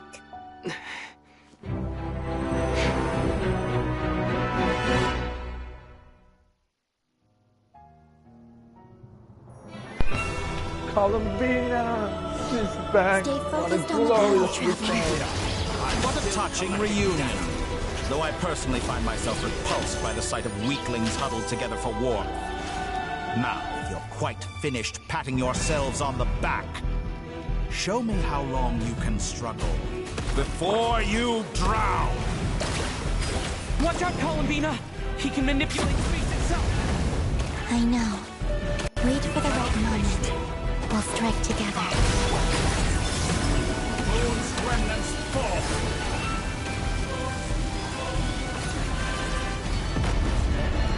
How dumb.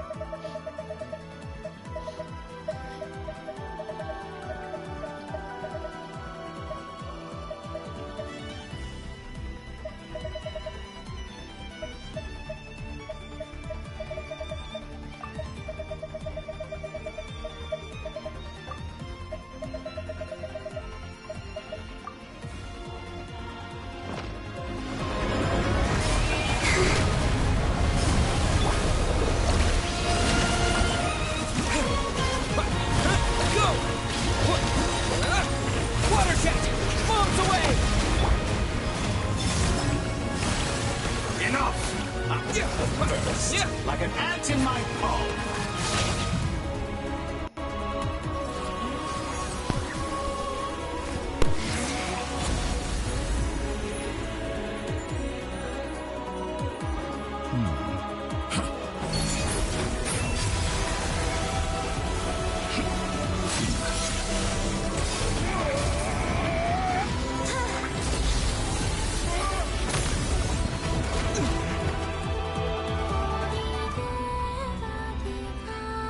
Grant you the new moon's blessing. The new moon shines upon you. I am growing weary of your stubborn... It's over, Dottore!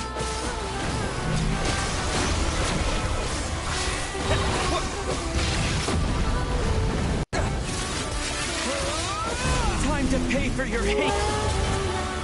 No longer must the world cower in the cold night.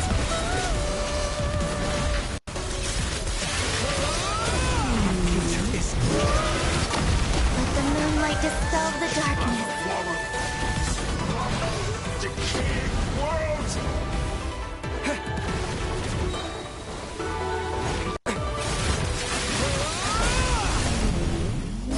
Everlasting as the moon.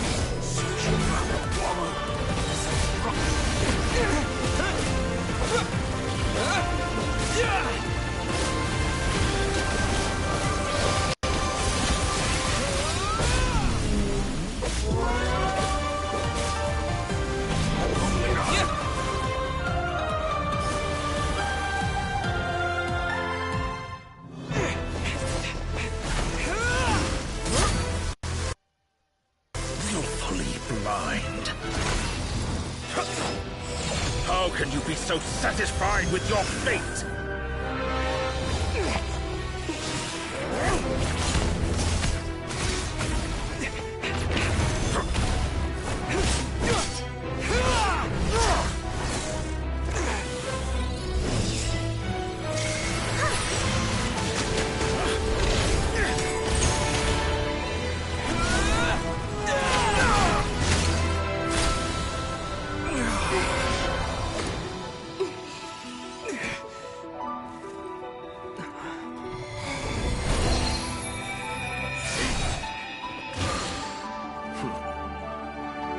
This battle was never about fate.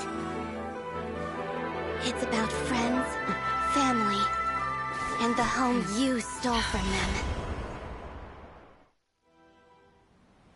So dull. Only the weak rely on each other for comfort. You shall see. Once I transcend fate, you will be nothing but fodder for my grand experiment! That will never happen.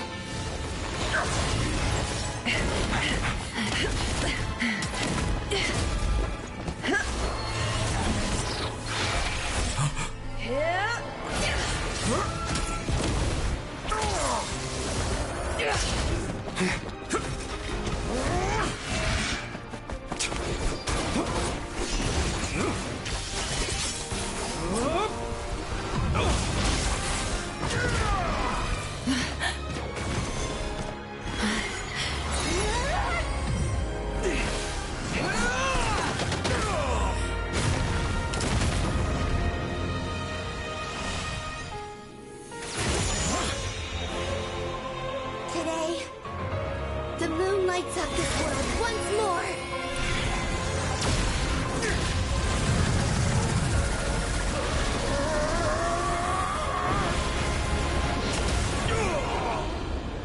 This loathsome world.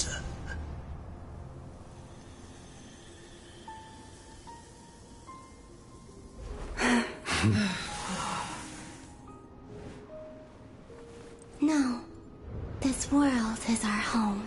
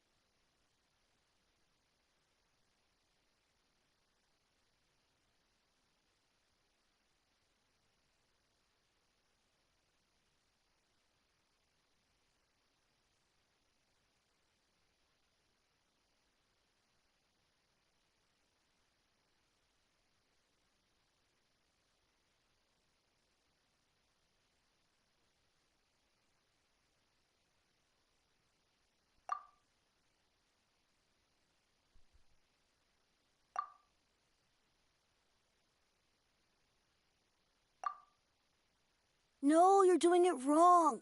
The moon looks like this now. What are you drawing, children? The new moon, Mom. It looks different than before, doesn't it? Also... Can I go buy a sugar sculpture today? Please? Just one? All right. I suppose today is a special day after all. Almost like a festival. Extra, extra! Get the latest Nasha Express here! Post-disaster report! Nasha Town reborn beneath a new moon! The voyage begins today! The future looks bright thanks to the League. Want a copy? I knew things would be different, but I didn't think that would include the moon. They say a new moon goddess has been born. A new moon goddess? Who's saying that? The Frost Moon Scions? I guess so. I'm not too clued up on the details. As far as I'm concerned, the moon's still in the sky and it's business as usual. Hey, since we've come all this way, shall we grab ourselves a free meal while we're here? Are you a convert now? Or are you just here for the free lunch? Oh, come on. What does it matter? After everything we've all just been through? That smells good. All right, that's it. I'm hungry. Time to eat. Come on! We gotta get there early, or there won't be any good spots left! Shh, keep it down. This is a residential area. What if people are still sleeping?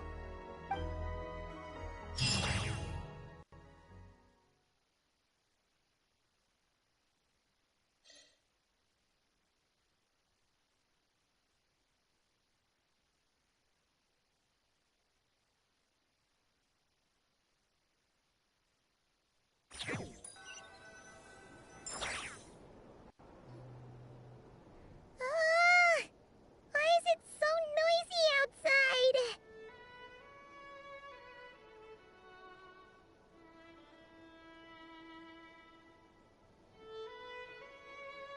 It's okay. Paimon was pretty much awake anyway.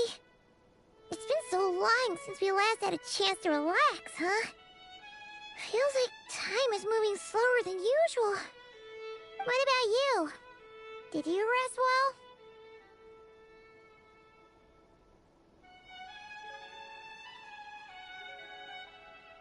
Still winding down from everything that's happened? Or are you wondering how our friends are doing? Or is it about what Dotori said to you? Okay, if you say so. But don't push yourself, alright? Let Paimon know if you need to talk. What we just went through was a lot. It's totally normal if you need some time to get back in your groove. Luanatar disappeared after Columbina came back. Apparently, she was part of Columbina's soul or something. Still, Paimon kind of misses Luanatar somehow. But anyway, you did great. So did Paimon. We all worked our butts off to contain this disaster, and in the end, we made it. So, chin up, Traveler. You should be proud of yourself.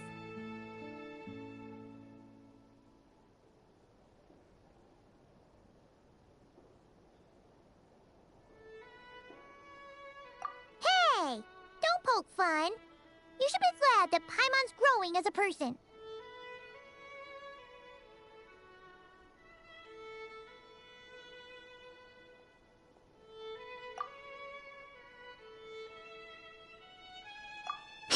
Paimon didn't think you'd mention it.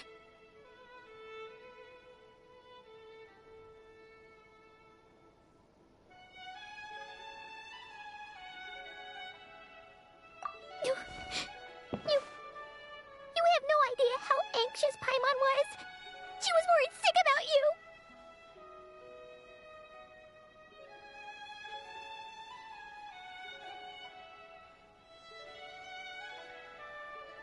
Well, if you really want to show Paimon you're sorry, you're gonna need to make it up to her.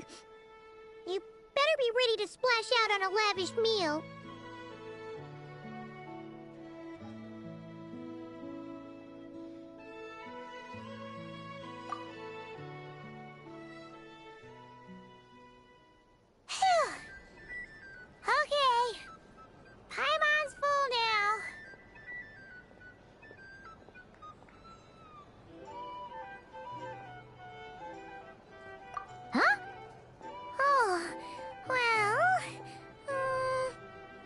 Hey there, Traveler and Paimon! Good morning! Morning, Yehuda! Here for some breakfast? Oh, I've already eaten. Just need some water. I was mostly worried you might forget what day it was today. So, I came over to remind you. Careful there, Paimon. Too much food will make you drowsy. Don't let anyone catch you hiding at the back and nodding off during the League meeting. You should probably be saying that to Aino. She's the baby of the group, if anyone. True. You know, I'm surprised that all these competing groups are actually coming together to try to solve things together. Definitely a first for Nodcry. Well, nothing like a region-wide calamity to bring people together. After that, surely even the most self-interested people have to realize that going it alone isn't worth the risk, right? Try telling Boss Neff that. She's not exactly convinced that people are gonna get with the program. Really? But if she's so pessimistic about it, why'd she agree to be the Curatorium's representative in the League? Probably 'cause even though Unity sounds like a pretty far-fetched idea, the benefits it would bring make it worth a shot. I think things will work out, though. I swear, Nodcry feels like one big family now with everything that's happened. More than it used to, anyway. Paimon's with you on that one. And it seems like plenty of other people agree, too. Just listen to the bustling streets! All right. Everyone's been rebuilding these last 2 weeks, and the evacuees have been coming back in droves. Life's slowly returning back to normal. Which means my workload's probably gonna shoot back up. Were you about to head out? There's still some time before the ceremony begins, you know. Yeah, we were gonna take a stroll around the square and say hi to some friends first. Sounds good. See you later then.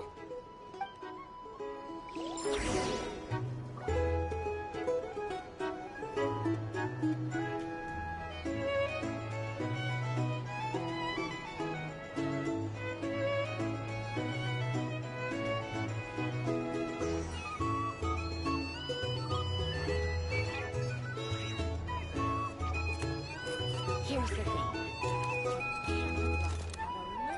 These are bounties.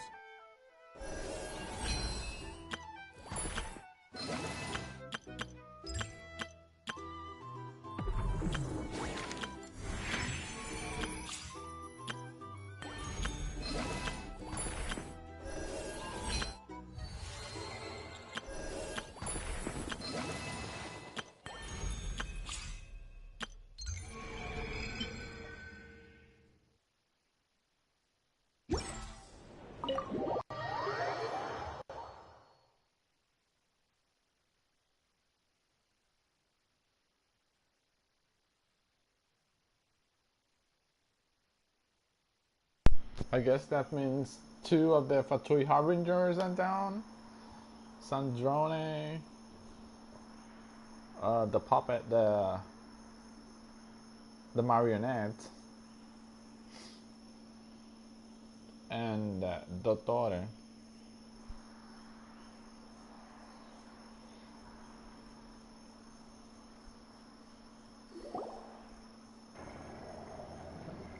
Please accept today's boon. Have a nice day.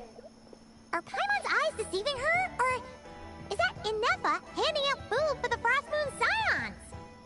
Hello there. Would you like a feast of the moon, along with some snacks of the day? So, what's new, Inefa? It was only a few days ago when we last saw you, but it looks like you've joined the Frost Moon Scions in that time. And I know too? What are you talking about, Paimon? We're just here to help. Duh. In the wake of the disaster, it's all hands on deck. We responded to Lama's request for support. At times like these, the smallest good deed can inspire others and help them through the hard days ahead. And we're using eggs and heating tubes to make that a reality. in true Kromkake Craft Shop style!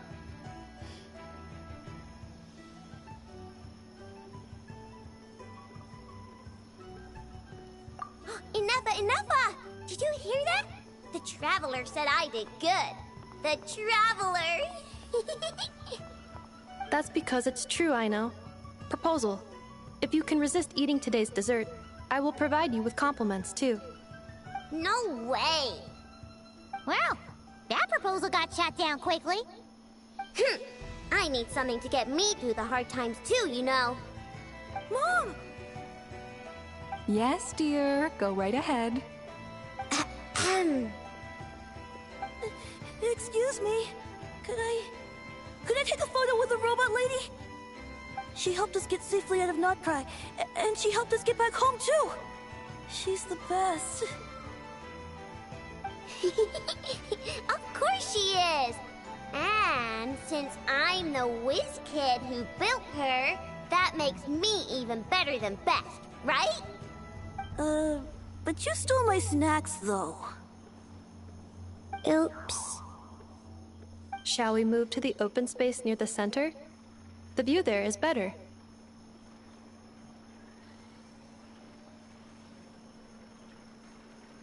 Thank you!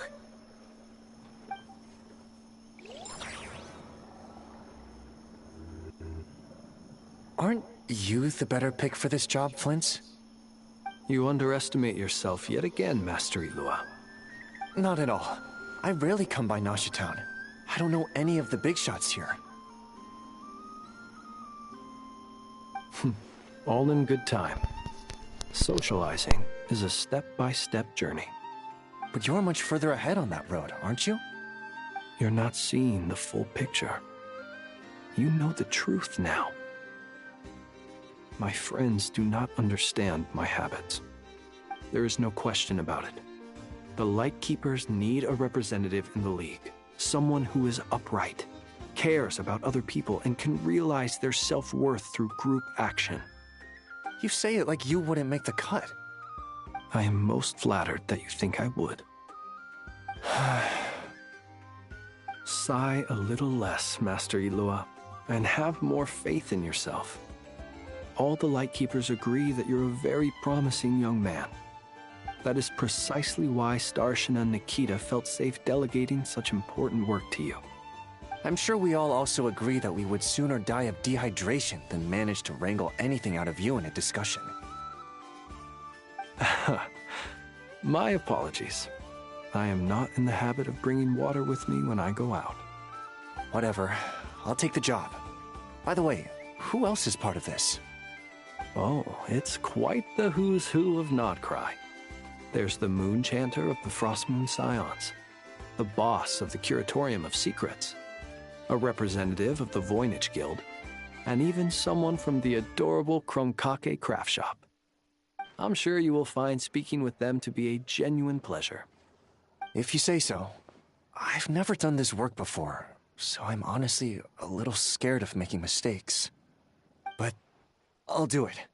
Not only is it our duty as Lightkeepers, but because I want to make Notcry a more welcoming place. An admirable attitude to take. The beacons are lit, Ilua. We're but one step away from breaking through the blizzard. We have the chance to band together and build our shared homeland into an Elysium. This is unprecedented for Notcry. An opportunity not to be missed. Yeah. You're right. I'll do my best. Quite a few familiar faces have arrived. Let's go, shall we?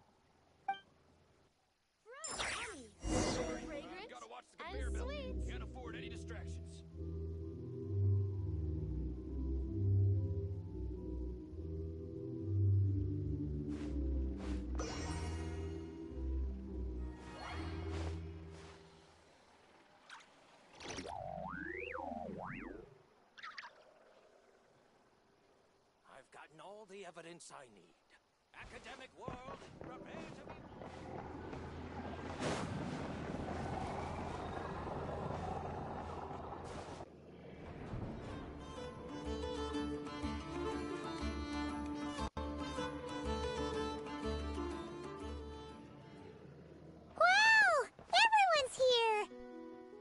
You seem well rested. I know no one's asked, but I'm sure you all want to know, so let me just say, we're doing great. Thanks. Well, great, but not perfect. Starting to lose my mind from boredom. Can't drink a drop of alcohol while I'm waiting for my wounds to heal. I'm sure you had a sneaky swig or two. Wait, how'd you find out? I'm sure you must be missing Mondstadt after all these years away, Grandmaster. Yeah, you could say that again. Every time I get news from Mondstadt, it makes me want to go back and see the place for myself. Honestly, once things are wrapped up here, I think it'll be time to head back home. Hey, looks like someone's taking the stage. Can everyone see okay? Anyone need a boost? I'll just listen from the back. It's fine. You're taking this pretty seriously, huh, Durin? Well, it's not every day that I get the chance to see how people speak in official settings. Soak it up like a sponge. I'll make sure you get a chance to practice for yourself later down the line. Actually, I know just the thing. You can debrief the Knights of Favonius for me. Mr. Varka, are you forgetting that I'm not a Knight of Favonius? I can knight you. Any particular title you'd like? Is he joking? I really can't tell. You'll have to figure this one out for yourself. It'll be a good learning experience. It is my honor to host the opening ceremony for the League, and to have this opportunity to speak to you all in my capacity as Voynich Guild representative. Could this person also have been pushed onto the big stage by the real big shots? Guess I'm not the only one then. We come here today, having weathered the trials and hardships of yesterday, and having learned from them the importance of unity and cooperation. All right, here we go. Uh-oh, looks like Aino's off in dreamland already. Wait, Boss is looking kinda drowsy too. What's up with her? Come on, get this speech over with already. Nodcry is our home, the land we rely on for survival. And as we chart a course for the future, may we persevere through the storms ahead as we sail towards a new era of prosperity, freedom, and hope.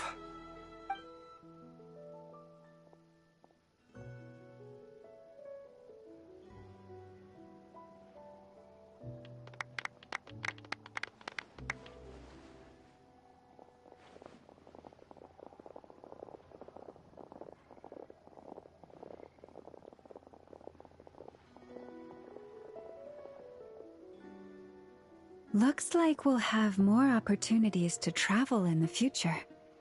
I'm sure you'll cope, Lady Moonchanter, given how fleet of foot you are. Unfortunately, I suspect I'll be too busy at the Curatorium to act as your host. We have a busy schedule, not to mention an international network of contacts to manage. It'll be all right. I'll just check your schedule with Yehoda well in advance. And if she's not available, I can simply ask Ashru. You... So giving my employees extra workload isn't enough for you?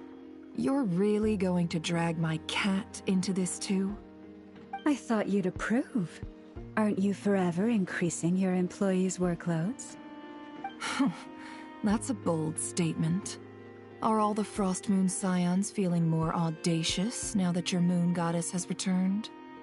Columbina's return has brought joy to all who care about her. That includes both you and me. As for the Frost Moon Scions, we are learning how to thrive independently, without relying on the moon goddess. It is up to us to make our home a more livable place. Joining the League is one of the steps we are trying towards that end. I like the word try. It's nice and non-committal. You can opt out at any time and still say you tried. You don't see a bright future for the Frost Moon Scions? Or did you mean the League? I'm just not as optimistic as you. The Frost Moon Scions should count themselves lucky that they have a leader as stubborn and enterprising as you. But Nodcry's a big place, with all kinds of people. Most of them don't enjoy answering to a leader, or even listening to reason. Well, that's where you and your methods come in. Unless the Curatorium of Secrets is only here for appearances. For now, yes. And that won't change until this venture becomes worth my while. What would make it worth your while? Getting out more than I put in. Right now, I'd barely break even, but I'll grant that it's a good start for Nodcry. Then maybe it's worth a try. All right, you can stop now. Or do I have to join the Frost Moon Scions before you'll get off my back? You'd be very welcome to join us. Hey, you two! Congrats on all your hard work! What are you chatting about? Nefer was trying to dissuade me from adding to her employees' workload. Also, she's considering joining the Frost Moon Scions. Sorry, what? Your conversations are always the most interesting. Would you two care to join me for some tea before heading to your next destination?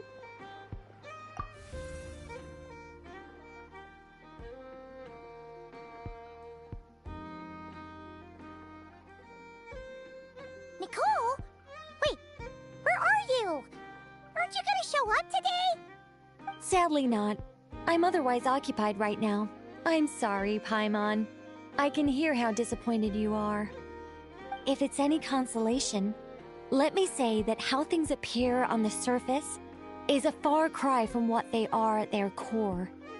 Perhaps you'll feel better if you focus on the fact you have a special line of communication with the great mage herself. Okay? Has something happened? No, or not yet, anyway.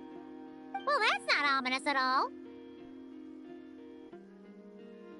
Not for the time being. Just think of this as a general check-in to make sure this communication system is still running smoothly. Besides, it's good to chat once in a while if we want to maintain our friendship. You could have just said so. Paimon got all worked up for nothing. Still, the best friendships are built through face-to-face interaction, you know. It's never gonna stop being weird having tea with you when you're not there and just talking to thin air. All right, fair point. I'll bear that in mind for next time. Yeah. Any update on that crisis at the world's borders? Alice just informed me that they had their work cut out for them. And now everyone's thoroughly exhausted. But they did finally get things back under control. Still, we can't let our guard down yet. The disruption caused by this disaster has made Teyvat easier to detect from the outside universe. She plans to wait for things to stabilize, then reschedule her Mondstadt vacation plans. As for me, I agree with Hat Guy's perspective. This is a time when many new variables are emerging, and the situation is changing constantly. Plus, most of this change is for the worse. We have to remain vigilant and ensure that the embers of chaos are not rekindled. I did notice that the energy in Nodcry changed somewhat after the War of Funerary Flame, but since it was still aligned with the Light Realm, I never gave it a second thought. It looks like I'll have to examine the connections between phenomena I observe more closely in the future. Just doing my duty. It's more or less second nature by now. Of course. To give you the full picture, I'd have to start with the substance from which angels were formed. Never mind. Paimon's right. Showing off my knowledge would be much more satisfying in person. By the way, you did receive the gifts from the Hexen Circle, yes? I'm not trying to claim credit or anything, but my pride demands that I at least mention it. They're quite similar to the protective talisman that Alice gave Dory, but with some very special enhancements. Oh, so that's what kept our friends safe when Dory trapped them. Indeed. We went to great lengths to make sure they were invisible to his eyes. I'm so happy they came in handy. Still, not fishing for gratitude, by the way. I just want you to be aware that sometimes your friends may be protecting you in ways you cannot perceive. Anyway, I'll contact you if anything else crops up. If not, you know what they say, no news is good news. Oh, my angelic instincts are tingling. They say you should head to the docks next. Your friends are about to board their ship home.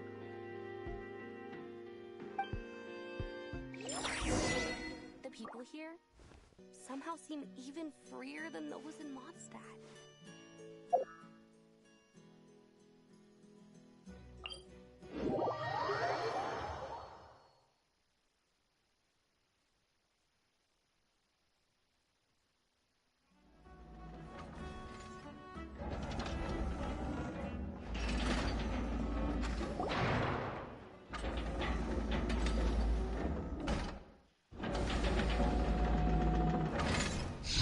You're here. You're here too, Hat Guy! Are you heading back together? No. I'm bound for Sumeru, and she for Fontaine. We just happened to cross paths at the harbor. Everything seems fine.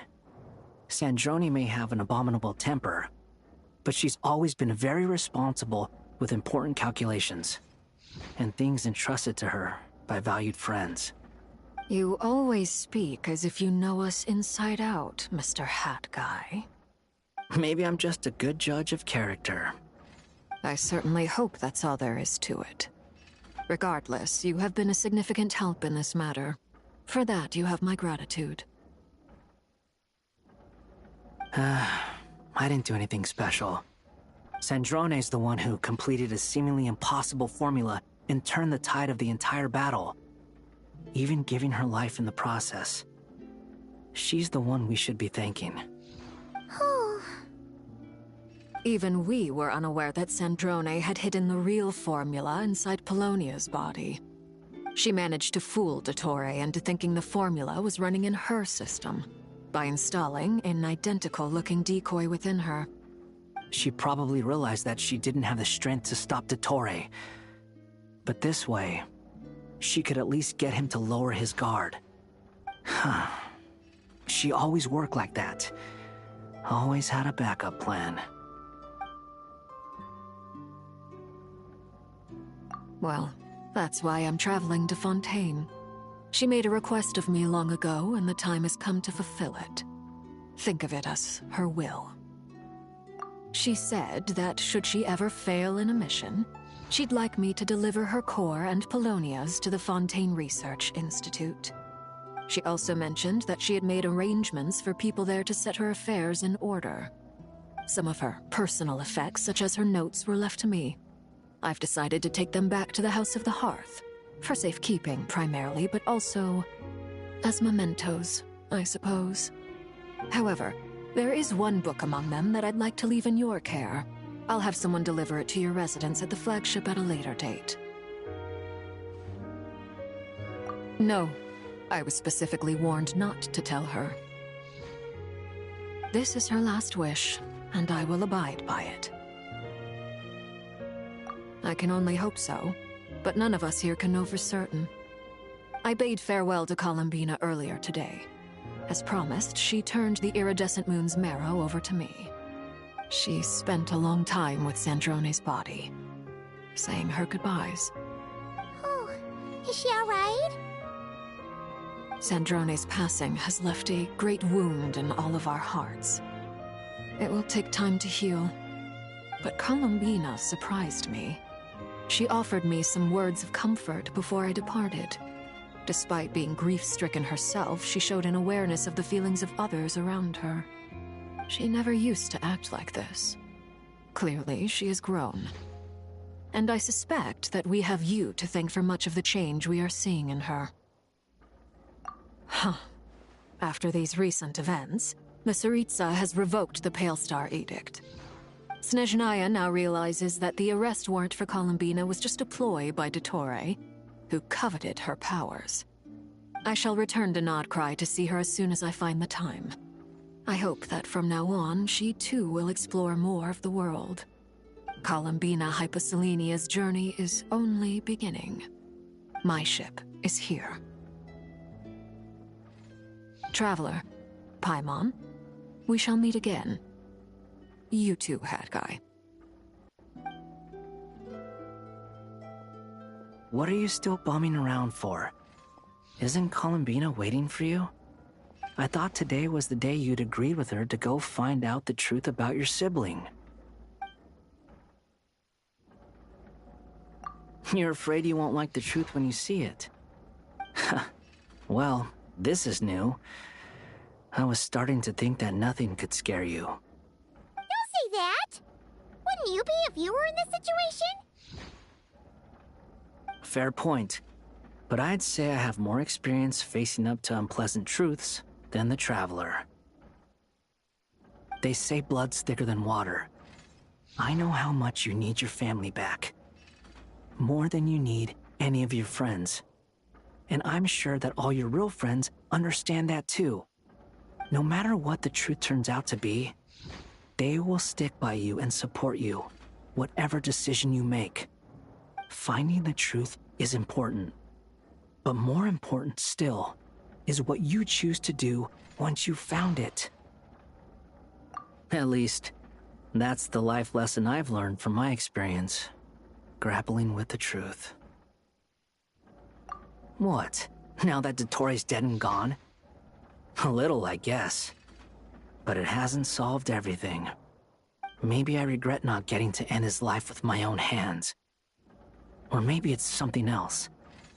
But for whatever reason, I still feel like I have a chip on my shoulder. Either way, I'm going back to Sumeru. Lesser Lord Kusanali is gonna need help dealing with all the chaos Dottori left in his wake. Not just from this incident, but everything he did in the past, too. You should continue with your journey, as you've always done. Who knows?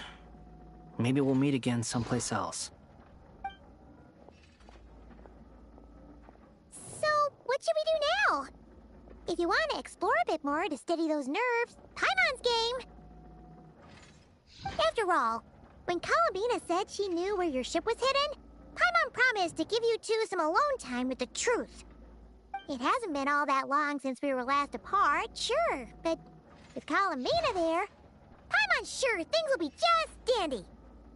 Ain't no biggie. Paimon might be all about that food and fun, but she knows how to do right by people. Paimon's sure you'd prefer to digest the news about your sister in peace. But, no matter what you see, just know you can share it with Paimon. Of course, as long as it's not super private. If you can't make sense of something, let's give it some thought together. And even if we both can't figure it out, Paimon can at least treat you to a nice meal. Glad to hear it. Feel better now? Alrighty. Next up, time to meet with Columbina.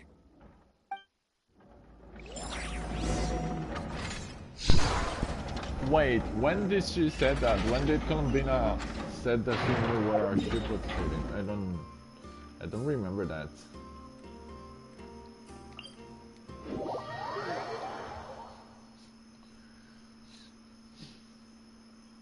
Was it an off-screen talk?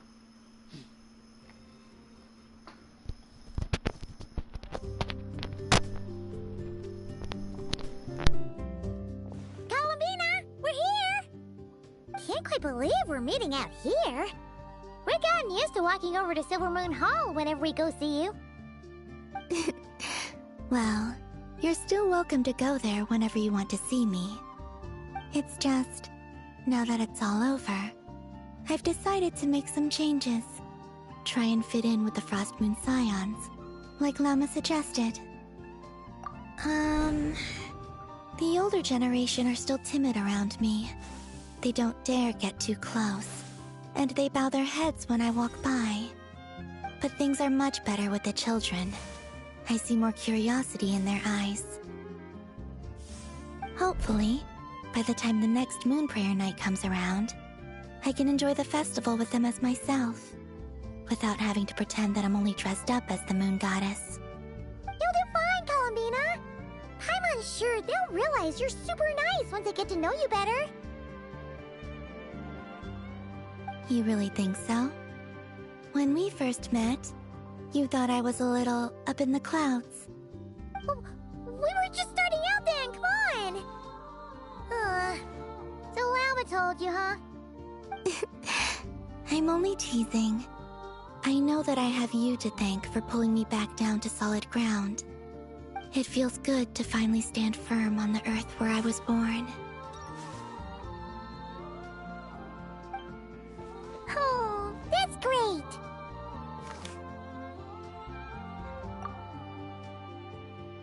Thank you. I'll make sure not to lose it this time. Well then, are you ready? Lumine, what happened to our spaceship back then? Why did you leave? It's time to learn the truth at last. Ready as I'll ever be. Good. Then let me open the way for you.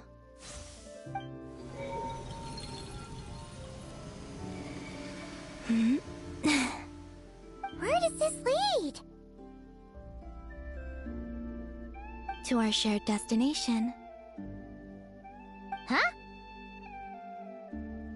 Do you remember me telling you about my missing prologue back when we just met? I said that my story began on the moon. But while I was inside the moon's reflection, I realized that my prologue was really hidden in the future. I just had yet to discover it at that point. The story of the time before I was born was in fact the story of my distant future. It's truly fascinating. But when I obtained the Trilunar Authority and returned to our present reality, I sensed something I hadn't expected. Your prologue. So you mean... Yes, your spaceship. All this time, it has been hidden on the Frost Moon, which lay beyond the sky. Exactly like the option says. What? How? Wait, what? How the spaceship crashed on the world and then was placed on the moon? The great ruler of the firmament. The heavenly principles. That asshole? Them? Why would they do that? I don't know. Perhaps your ship contains something that is incompatible with Teyvat. Or something that cannot be known. Oh, did I pick a bad time to say this? I know it must have been hard to work up the courage to do this. Maybe I should have waited until you were on the moon, with no chance to back out. That would have been kind of mean, you know.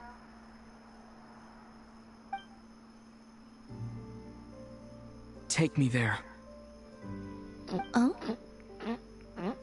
Whatever is hiding in that ship, it belongs to me and Lumine. Those memories belong to us. No one else has the right to decide whether I should or shouldn't know about it. Not even the heavenly principles.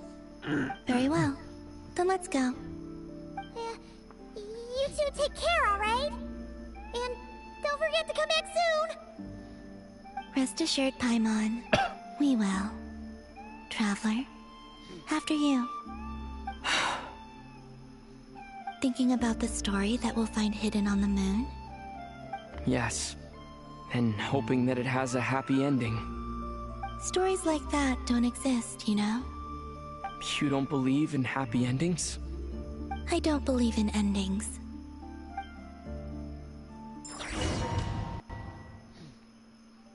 We're going to the moon, boys. Boys and girls.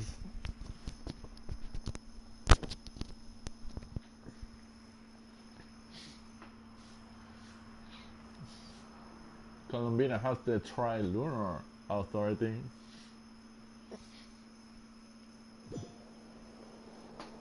Where am I? This is the pathway I built between Teyvat and the Frost Moon. The moon is very far away from us, so it could be a long journey.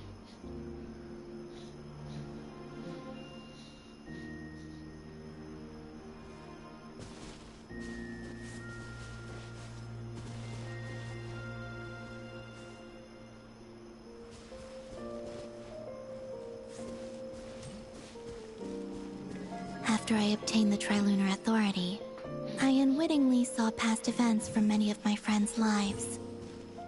One was Lauma. She was so young when they chose her to be the Moon Chanter. From then on, the Frost Moon Scions looked to her to bring messages from their goddess. But, for better or worse, I had left Hisi Island before she was ever born. It was not until much, much later that she met me. I think it's for the best. Because of the way things turned out, you had the opportunity to become friends. You're right. In that sense, I think we were both very lucky.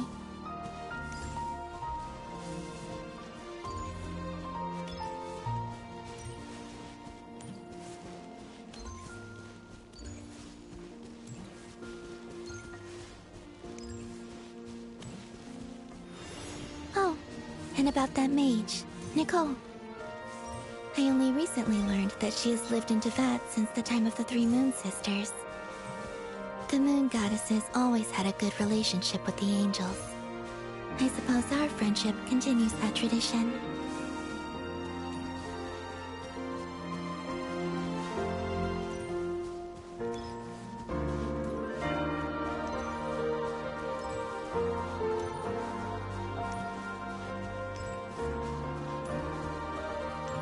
And then, there's Zandrone.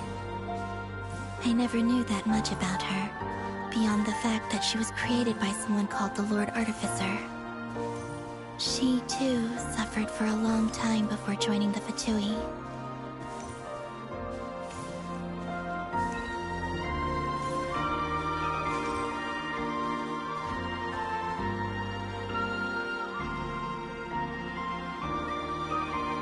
How I wish I could talk to her again.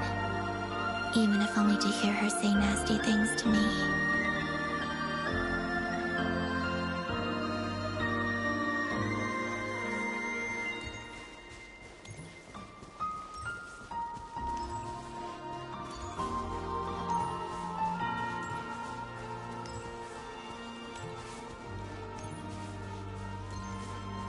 Also, I saw your sibling's story. I'm afraid I didn't see much. It seems that she rarely came to the surface, where the moonlight shines. But I did notice that back when you first set out on your journey, she would often appear nearby, gazing at you from afar with a guilty look in her eyes. Lumine. Let us speak no more of the past. I probably shouldn't reveal so much about my friends. It's not my place. Let the moonlight carry us forth. We are very close now.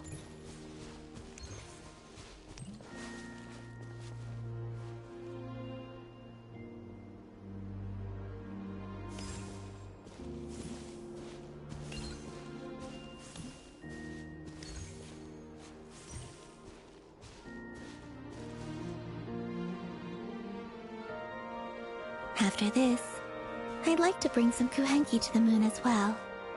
If they're willing, of course. What about your other friends? Will you bring them to visit too? Certainly. But I'll need to tidy the place up first. This home hasn't received any guests in a long, long time.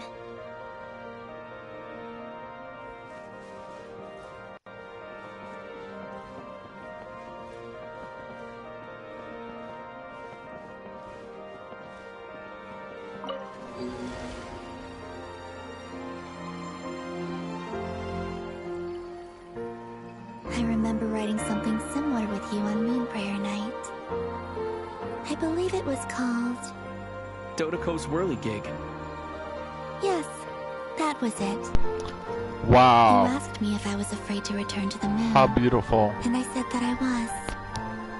The idea that I had gained something precious, only to lose it so quickly. That frightened me. But I'm not afraid anymore. Besides, this time, we're traveling together.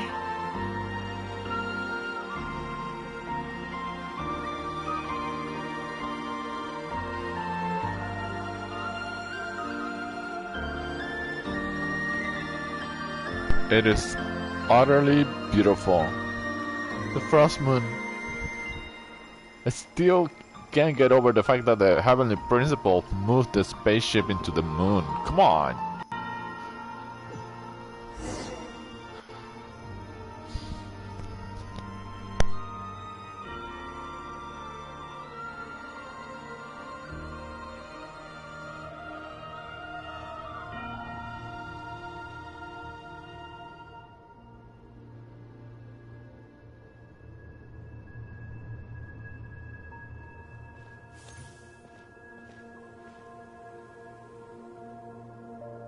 We're here.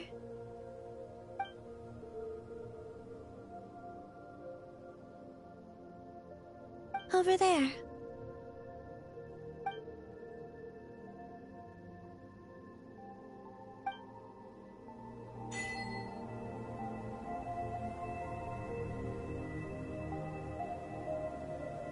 Holy shit, we are on the moon. The Frost Moon. And that is our spaceship. Oh, look at that, Tevat. Tevat is not flat. It's a world. It's round. Ooh, I can see Sumeru Desert. Obviously, Sumeru, Liyue. I suppose Fontaine is somewhere in there. Mondstadt. Well, Mondstadt is dark. It must be night now. Ooh.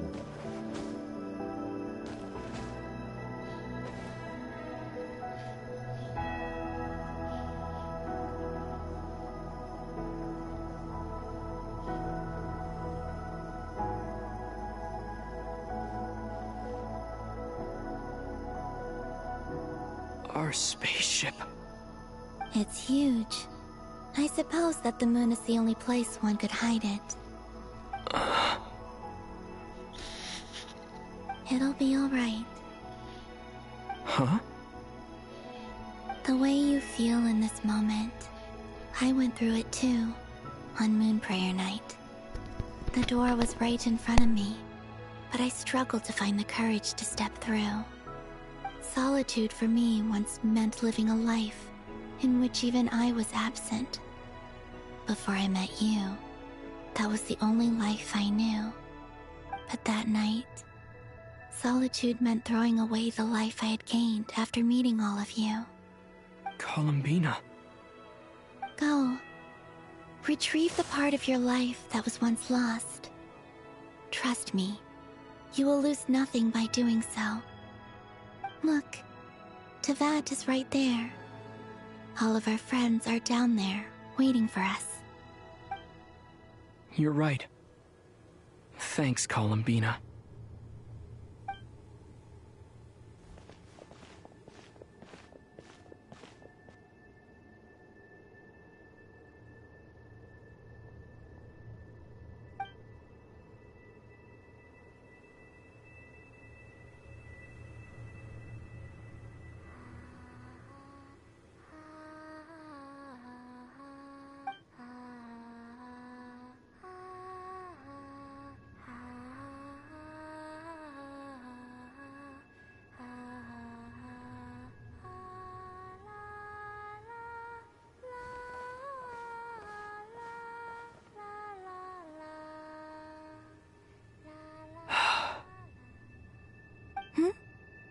Finished?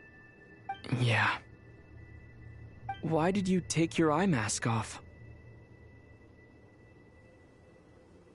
Well, since my return, I've decided to take more opportunities to see the world with my own eyes. Besides, I've always wondered how Tevat looks from the moon. And what do you think? It's beautiful. I could spend a whole day here just gazing at it. What about you? What do you think of the truth you found? I haven't looked at another person's expression in a long time, but I think yours is saying it was neither good nor bad. Keep this up, and it won't be long before you give Nephra a run for her money. Oh, I don't think that's going to happen. I'm much more used to sensing what's going on around me with Kuvaki. I think I'll save my eyes for seeing special moments I really want to remember. I read the spaceship's flight logs. I always assumed that this was my first time in Teyvat.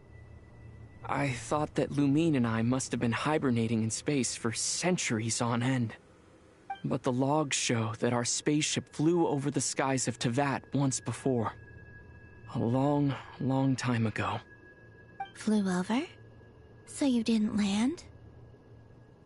No, the ship barely came to a stop before flying on again. After that, it continued traveling through space for a long time. Some of the data is corrupted, but I suspect that it kept flying for thousands of years. It was only after that that the ship made a forced landing in Nodcry. When Lumine found me, she came from outside the ship. Could this mean that she left the ship long before I did? Maybe even during our first pass over Teyvat. Are you alright? Yes, I can feel that the truth is coming together, one small piece at a time. I remember Lumine telling me that when she first arrived in Conria, she could not recall the past. So this might be something that even she doesn't know. Here, I made some space for you. Your mind must be racing, and this seems like the perfect place to relax and clear your head. Oh, wait, there's one more thing. What is it? Wait here a moment.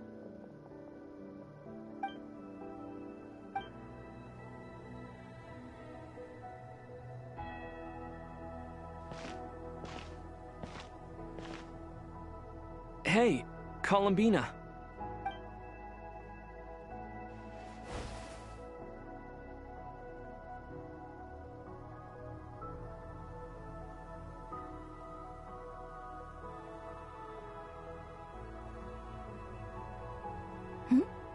Is that a new outfit? An old one, technically. It's been in a cabinet inside the ship this whole time. It's a matching pair with Lumine's. She always liked this set more. Huh. I don't think there's a huge difference. Really? Yes, it's still the same you. You're the same person, no matter what clothes you wear. Only Columbina would make an observation like that. Traveler, do you consider Teyvat your home? Home is wherever Lumine is. But then after all the time I've spent here, and everything I've been through, yes, I'd say it's my home. Would you change your answer if Teyvat changed appearance? I mean, if the truth about Teyvat turned out to be different than what you thought. I don't know, but I don't think so. The truth is not what matters most to me about Teyvat. When I was first born, I longed for a home. And when you get something before you're mature enough to understand the world, you just take it at face value. I thought that a home was a transaction. You give me what I want, and I'll do the same for you. But you and your friends taught me what a true home should look like. You never asked for anything, yet you gave so generously to me. That's because your friendship matters to us. It was worth it. In the past, I thought that my birth in Nodcry must have been a mistake. But after journeying to the distant past where the story began, I realized that it was I who chose Nodcry to be my future home. Now, I am glad that I made that choice. I'm sure your friends are just as glad. In fact, I intend to make the same choice today as I did back then. What do you mean? Well, I've given the Eternal Moon's Marrow to Lauma, and the Iridescent Moon's Marrow to Arlecchino. And now, I shall return my Kuvagi to Nodcry again, that it may continue to protect my chosen home. Wait, but what about your body? Hmm? Oh, are you worried that I'll disappear again? I won't. Not this time. The Frost Moon has now entered the false sky, and I am the Trilune Goddess. I am only returning to Nodcry the part of me that it needs. I am giving what I can, because my home is worth it. Oh, and I have something for you, too. For me? Yes. Come closer.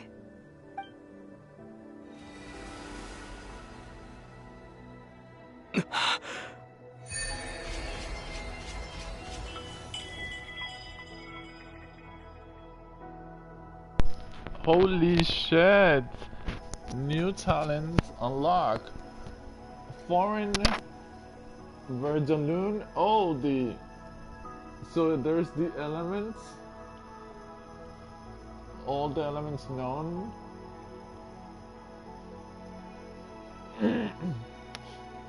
Even the ice, but there's a new element added. Travel at all elemental types. Elemental mastery is increased by 60. Additionally, when Dendro Core, including bountiful cores and seeds of the seed, are created nearby on the field, or when the party obtains Verdant Dew, Traveler will receive 1 stack of Blade of Verdant Verdus.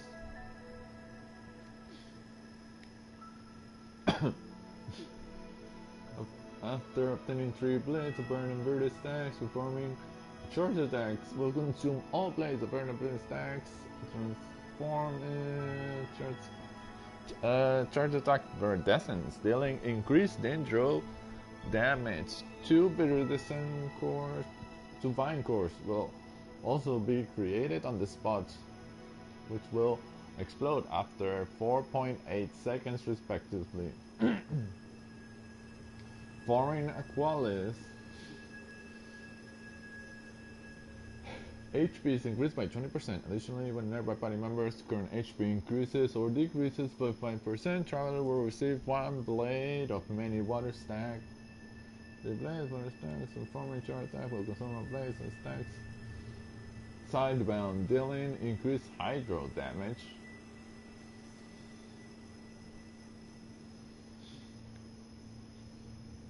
Attack increased by 20%.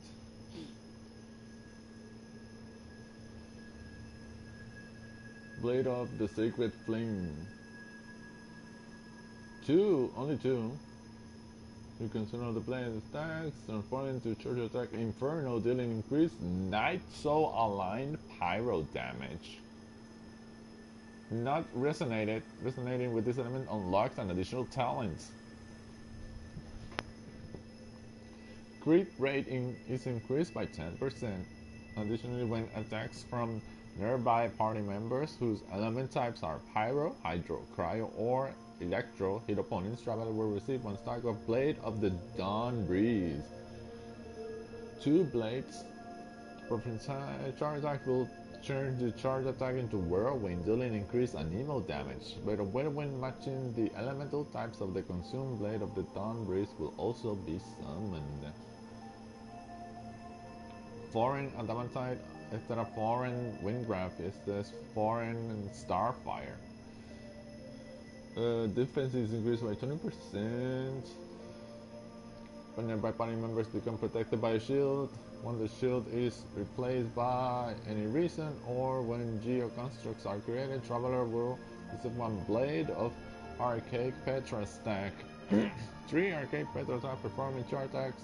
Rockfell, dealing increased geo damage and temporarily increasing the shield strength of nearby party members. Wow. Foreign Thunder Trail. Traveler, energy recharge is increased by 20%. When named by party members unleash their elemental burst, Traveler will receive 1 blade of resounding thunder. Stack 3 blades will consume charge attack. 2 detonate, dealing increased electro damage. 3 seconds after hitting the enemy, 1 additional attack will be triggered when I'm finished. Wow. What was that? I lifted some of the restrictions this world placed on you. I trust this will help in your future adventures. My power. It feels like it's grown. I can use the elements more freely now. Thank you. This will be a great help. You're welcome. I see you as family, and after everything you've done for me, In fact, no. It's not because I owe you. It's because you're worth it. Here. This flower is for you.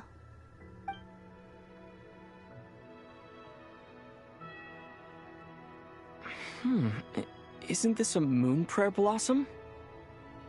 Yes. Don't worry. You will never see these flowers lose their color again. I'm finally discovering the joy of giving. How I wish I'd learned this sooner. Hey, better late than never. What are you thinking about now? Why don't you take a guess? You get 1 shot. I don't think I'll get it in 1 guess. But I'm sure it's a happy thought. That's kind of a sneaky answer. I can't say you got it wrong. Down into that, the moon seems so far away. I felt it might always lie beyond my reach. But on the moon, everything feels so close by. The haze that once enshrouded the skies has finally been dispersed. I feel like a traveler on a winter's night, starting a new chapter in my tale by the warmth of a bonfire. I don't have a lot of luggage, but I do have a lot of hope for the future. Well, what's next? Next? To start with, I want to stay here just a little longer. After that, let's return home and continue our journey.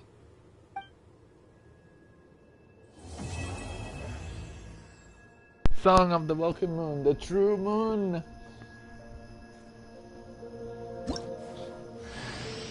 These clothes bring back so many memories. New outfit obtained as heaven and earth are made anew.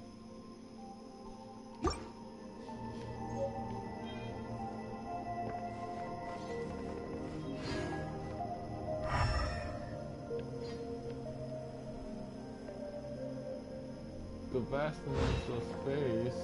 We're on the moon. This must be a giant crater in the moon. My spaceship. I wish I could enter and go inside and come out. That's the sun shining over Teyvat. I wish I could take the spaceship with me. Maybe we could place it somewhere where I can come and go. Maybe a Mondstadt? Or Fontaine, which is the place of technology.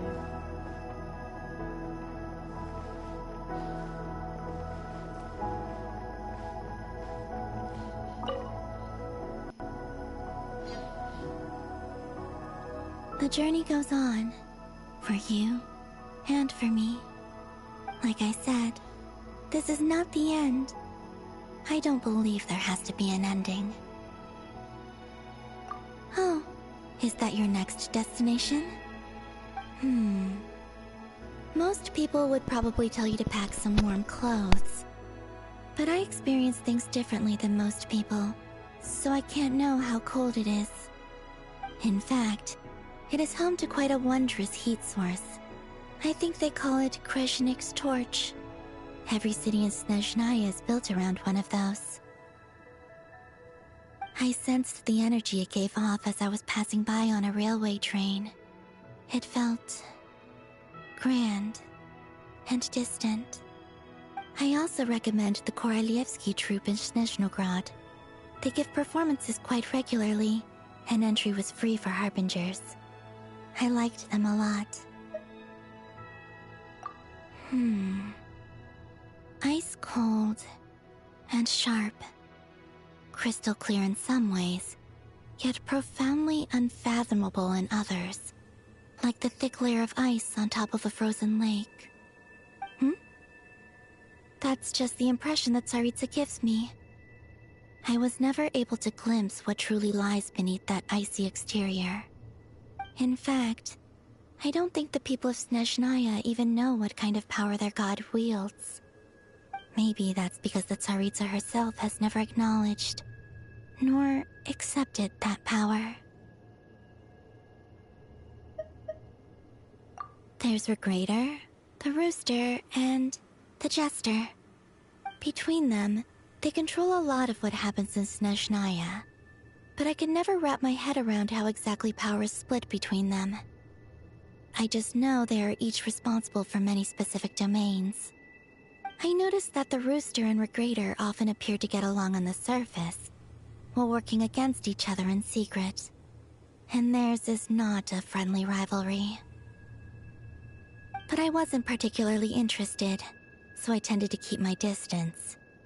Now that I think about it, the term Mistelton often seemed to come up in connection with Project Stuja.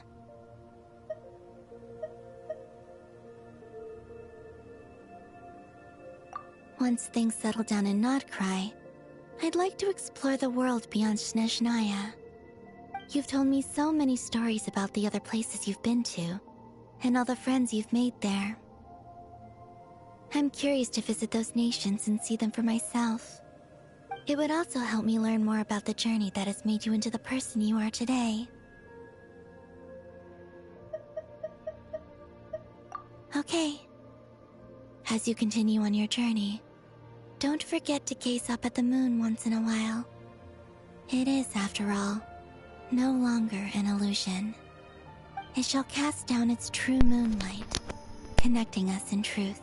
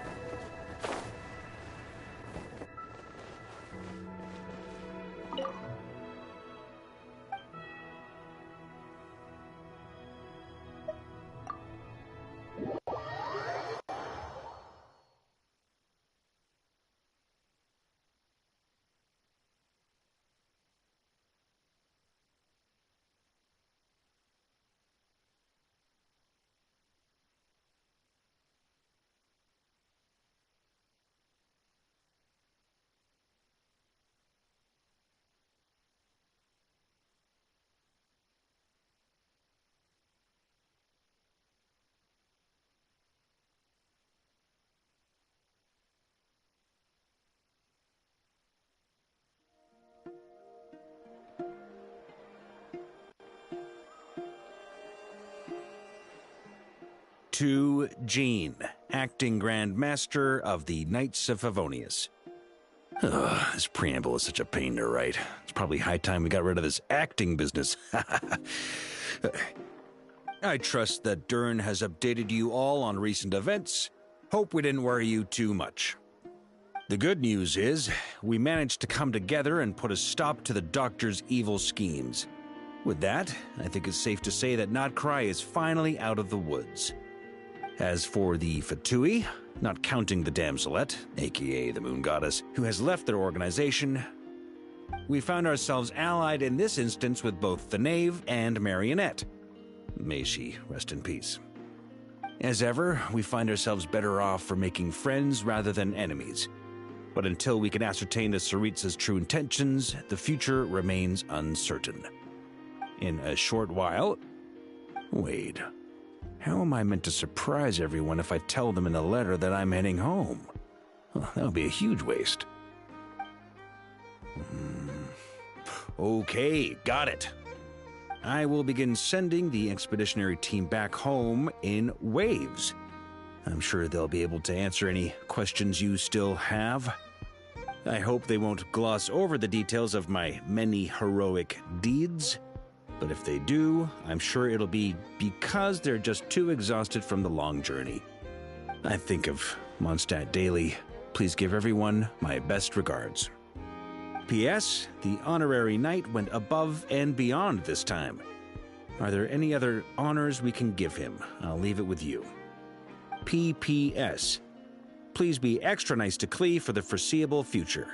I cashed in on the last favor that the Hexen Circle owed us, so we need to earn some more goodwill. If there's any serious problems, feel free to stick me in solitary confinement when I get back. I'll do the time for her. Whew. And that, as they say, is all she wrote. End of an era. And with the moon shining down brighter than ever, I think everyone is going to sleep well tonight.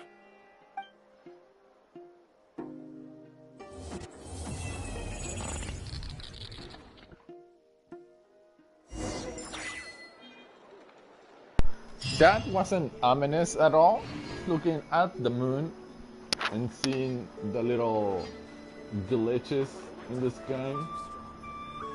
That's the true moon illuminating, but the fake sky is still up there. Trust me, when it comes to local delicacies and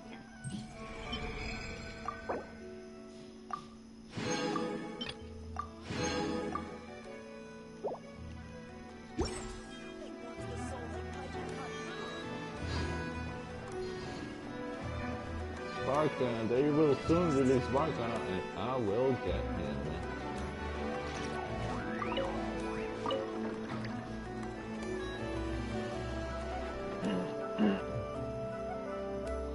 Now what I have to do is explore the new area and get everything and get 100%.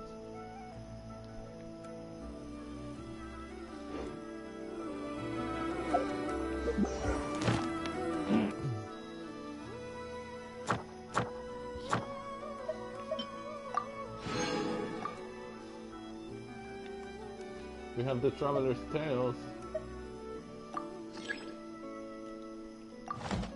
which is basically a log of everything we have done so far. The Traveler.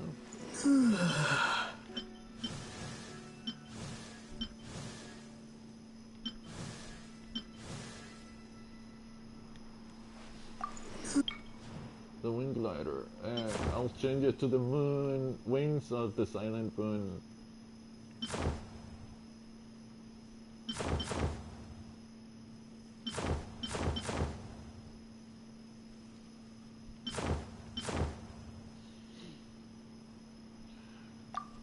Once I get the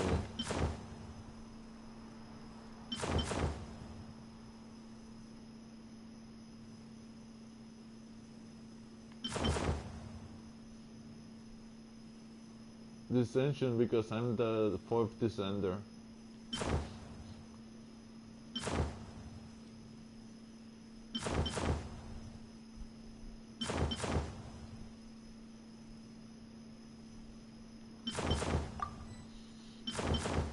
Once I get the moon, I will change to the moon.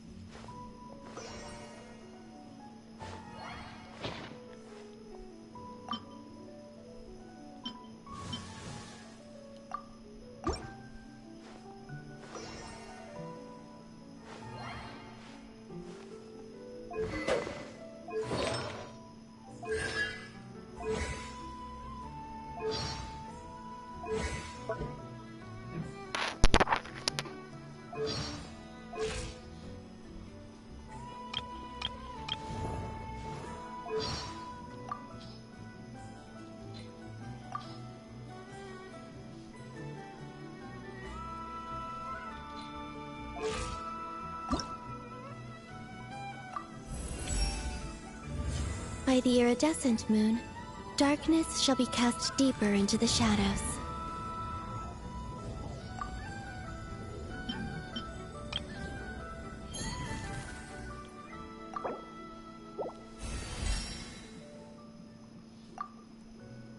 We need 12 for this, which I can get easily now. We have flowers. To 70 to 80, from 80 to 90.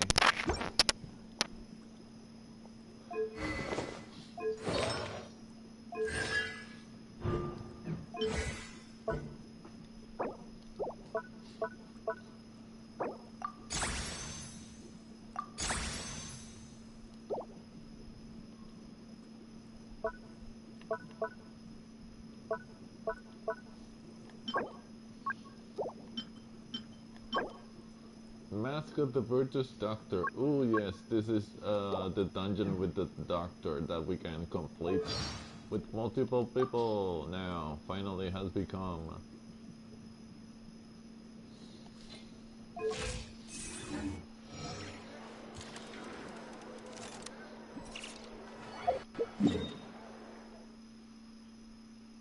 I believe that it's in the new area. Yes, over here, Special Territory Research Area, the Torres Place, yep. False Moon Institute. Yes, and he gives Mask of the Virtuous Doctor, Madman's Restraint, and Elixir of the Heretic. He also gives this.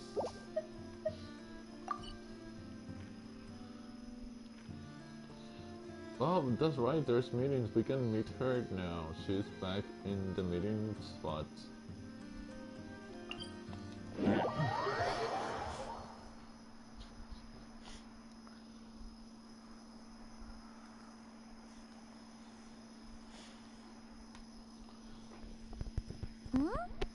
What are you looking at?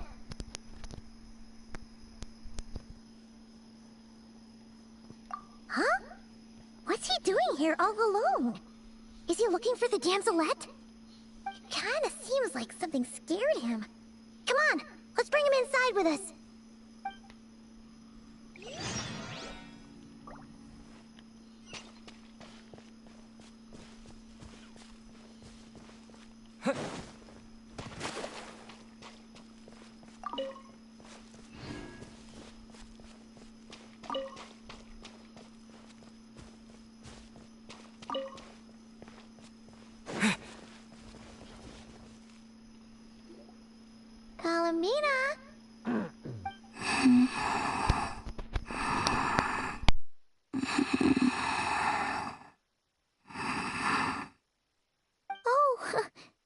She's taking an afternoon nap.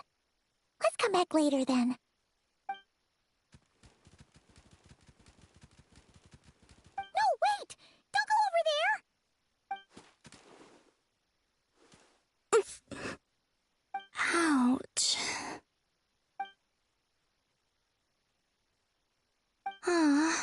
slipped? Don't worry, I'm not hurt. Oh, you two are here as well. Oh, guess a moon goddess isn't immune to a few bumps and bruises. I don't mind little critters bumping into me, so long as the kuvaki emanating from them reflects no ill intent. Did something happen? Why are you so afraid, little one?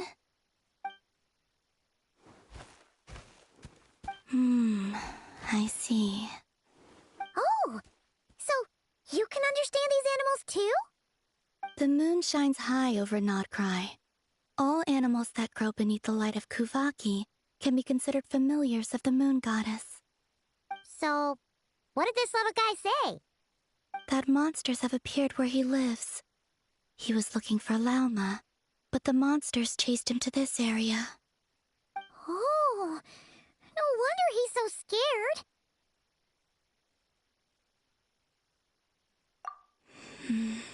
Back to Lauma, I think. She will know how to handle this. All right, looks like it's another trip out for us. Oh, since we're heading to the Frost Moon Scions, make sure you hide extra good this time.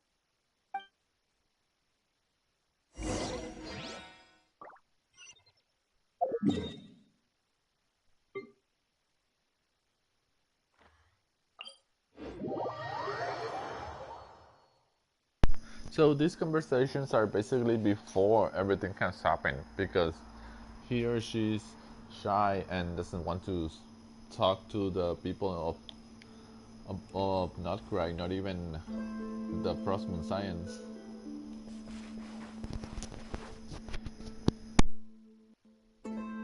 Good idea. I'll ask Kunigunda to bring more fruit over later. She will need rest over the next 2 days. Huh. Looks like Lauma's busy right now. Let's give her a moment. I realized many years ago that the Moon Chanter is a figure of great importance to the Frost Moon Scions. Sometimes, I think their task is even harder than that of a god. Finally, she's got some free time. Let's... My lady, some of the defensive structures over here require your attention. Of course. I'll see to that right away. Huh. And off she goes again. She never gets a moment's rest, does she? Come on, let's follow them. But keep it quiet.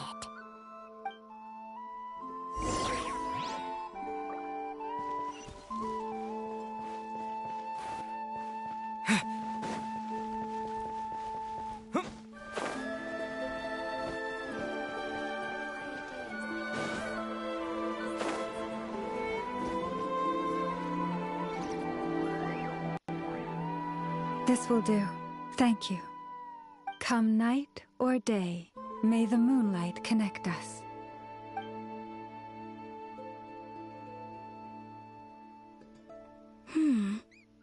That saying has changed from when I last heard it. Hey, that person left. Come on, now's our chance. Lady Lauma. Oh, seriously? Huh? Thank you for your hard work. Excuse me for a moment. I will be back shortly.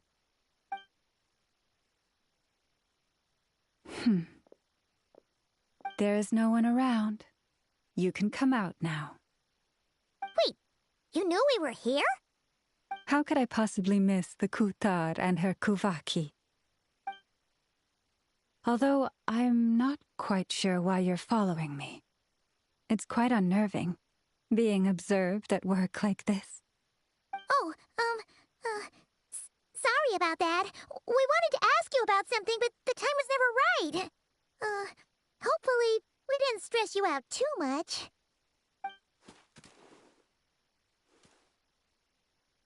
Ah, I see. Understood. I'll handle it. To be honest, after seeing how busy you are, Paimon kind of feels bad asking you to do more work. Oh, it's nothing.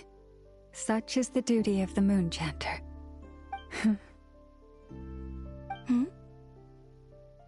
Now that you have seen all this, Kutar, what do you think of the Frost Moon Scions today?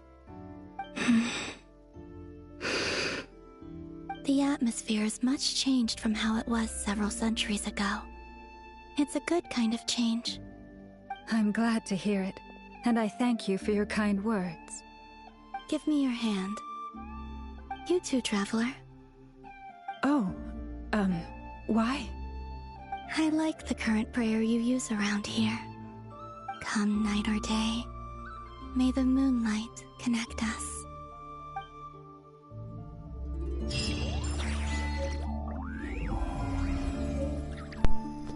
New moons and rays obtained. Wow.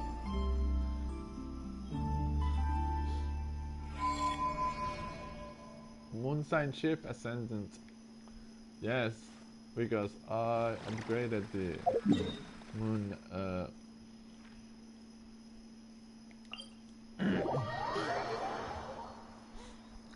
We're not gonna get a new one. It has to be once a week.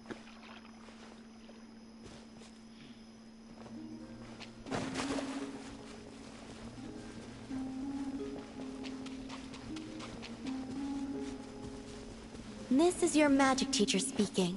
The trial is over. You were unable to obtain your witch license. Huh? Is that it? This volume seems rather short. The beautiful song is here again. Wait, she's here.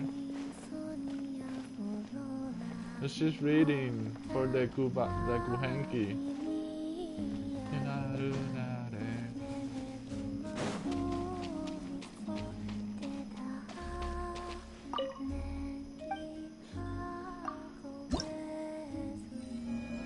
See, we got all the new ones.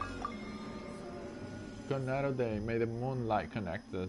And we got the rewards. From here I gaze. Cloud wrapped moon. Blanket of stars. Now we're on the second. There's 1, 2, 3, 4, 5, 6 weeks. It's 6 weeks because it's once a week, so. And it has to be at this exact date and time. So next week, Friday this time, it's going to be able to unlock one of these moons. And lastly, the last moon.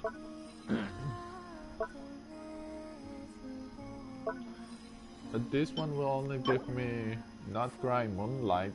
Ooh, it's beautiful. And the last one will give me The Wings of the Silent Moon.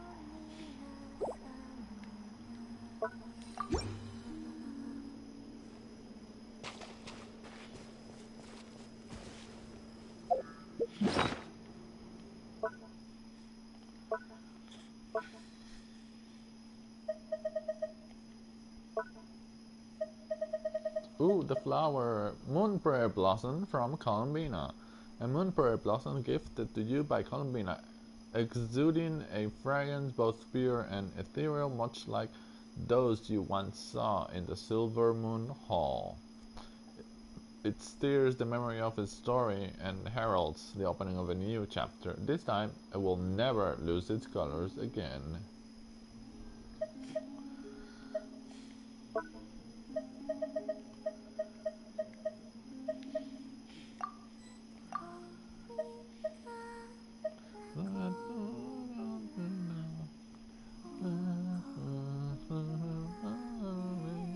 I need to find 4 more to get to the next level, which is level 8.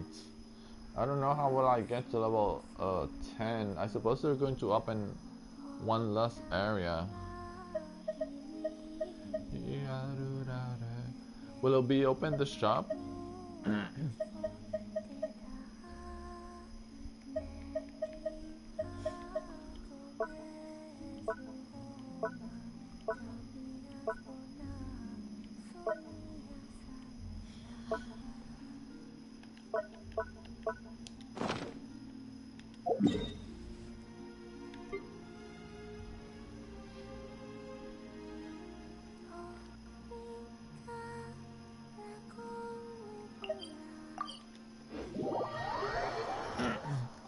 Let's check. If it's not, then I have to wait until they release the final update of Nutcry, because I'm pretty sure this is not the last update. They still have to release Barca.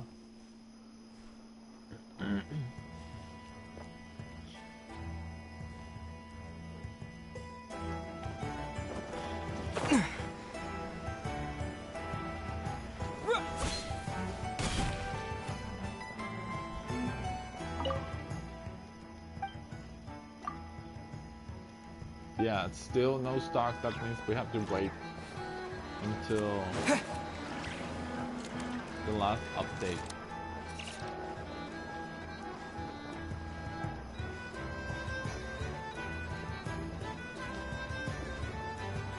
Well, with all that shown and said, oh wait, I have an avatar.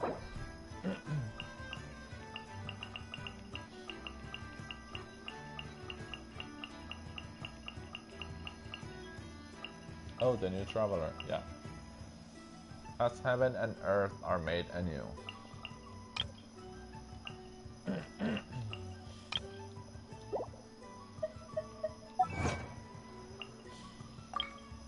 Oh wow, the moon is bright tonight. Moonlight from ages long past. When the new moon returns, sailing towards tomorrow. To the moon. To the moon.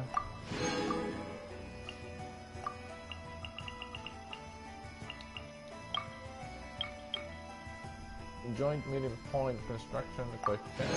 Oh yeah, the construction family is good. That says complete 5 open world mechanisms. Oh yeah, I'm missing 1, and this one is 2 or 3. Unlock all the shrines of death in the following areas in Nutcry. Wait, I'm missing 1 shrine of death? Where? Also this one, shine bright like the moon. Upgrade the statues in Nutcry to the maximum. Which, to complete this one, we need level 8 and 9. I can get to level... I mean level 9 and 10. I can get to level 8.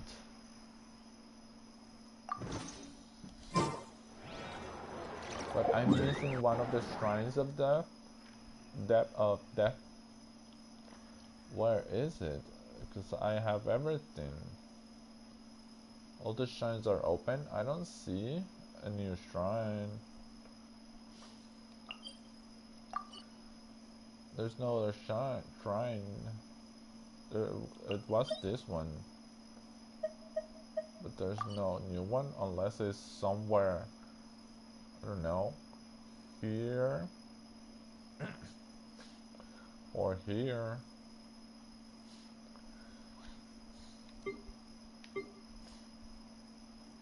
Or in this crack, it could be somewhere here.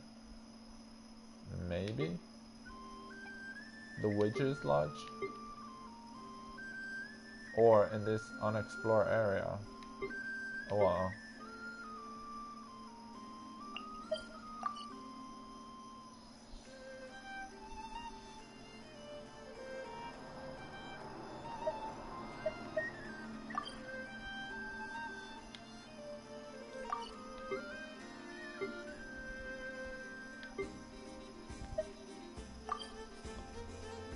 Meeting point, the Witch's Garden rewards. There's a reward.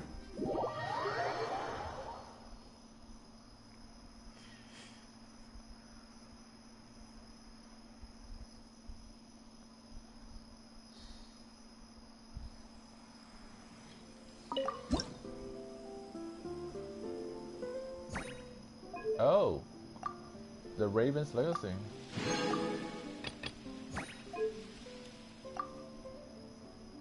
But we got everything else.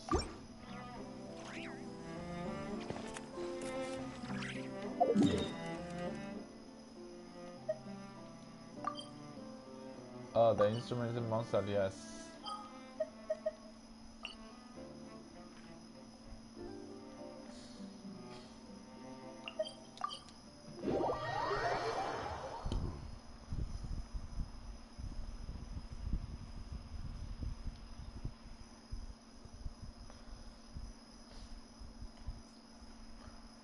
well, this has been it, people, friends, followers. The story of the moon has come to an end. Next time, it's going to be the Lantern Ride event. It has come around once again. So I'll be seeing you on the Lantern Ride. The next stream is probably going to be Warframe. We're playing Warframe because we have quite a lot of quests to complete. So thank you so much. I appreciate your support, and I'll be seeing you on the next stream.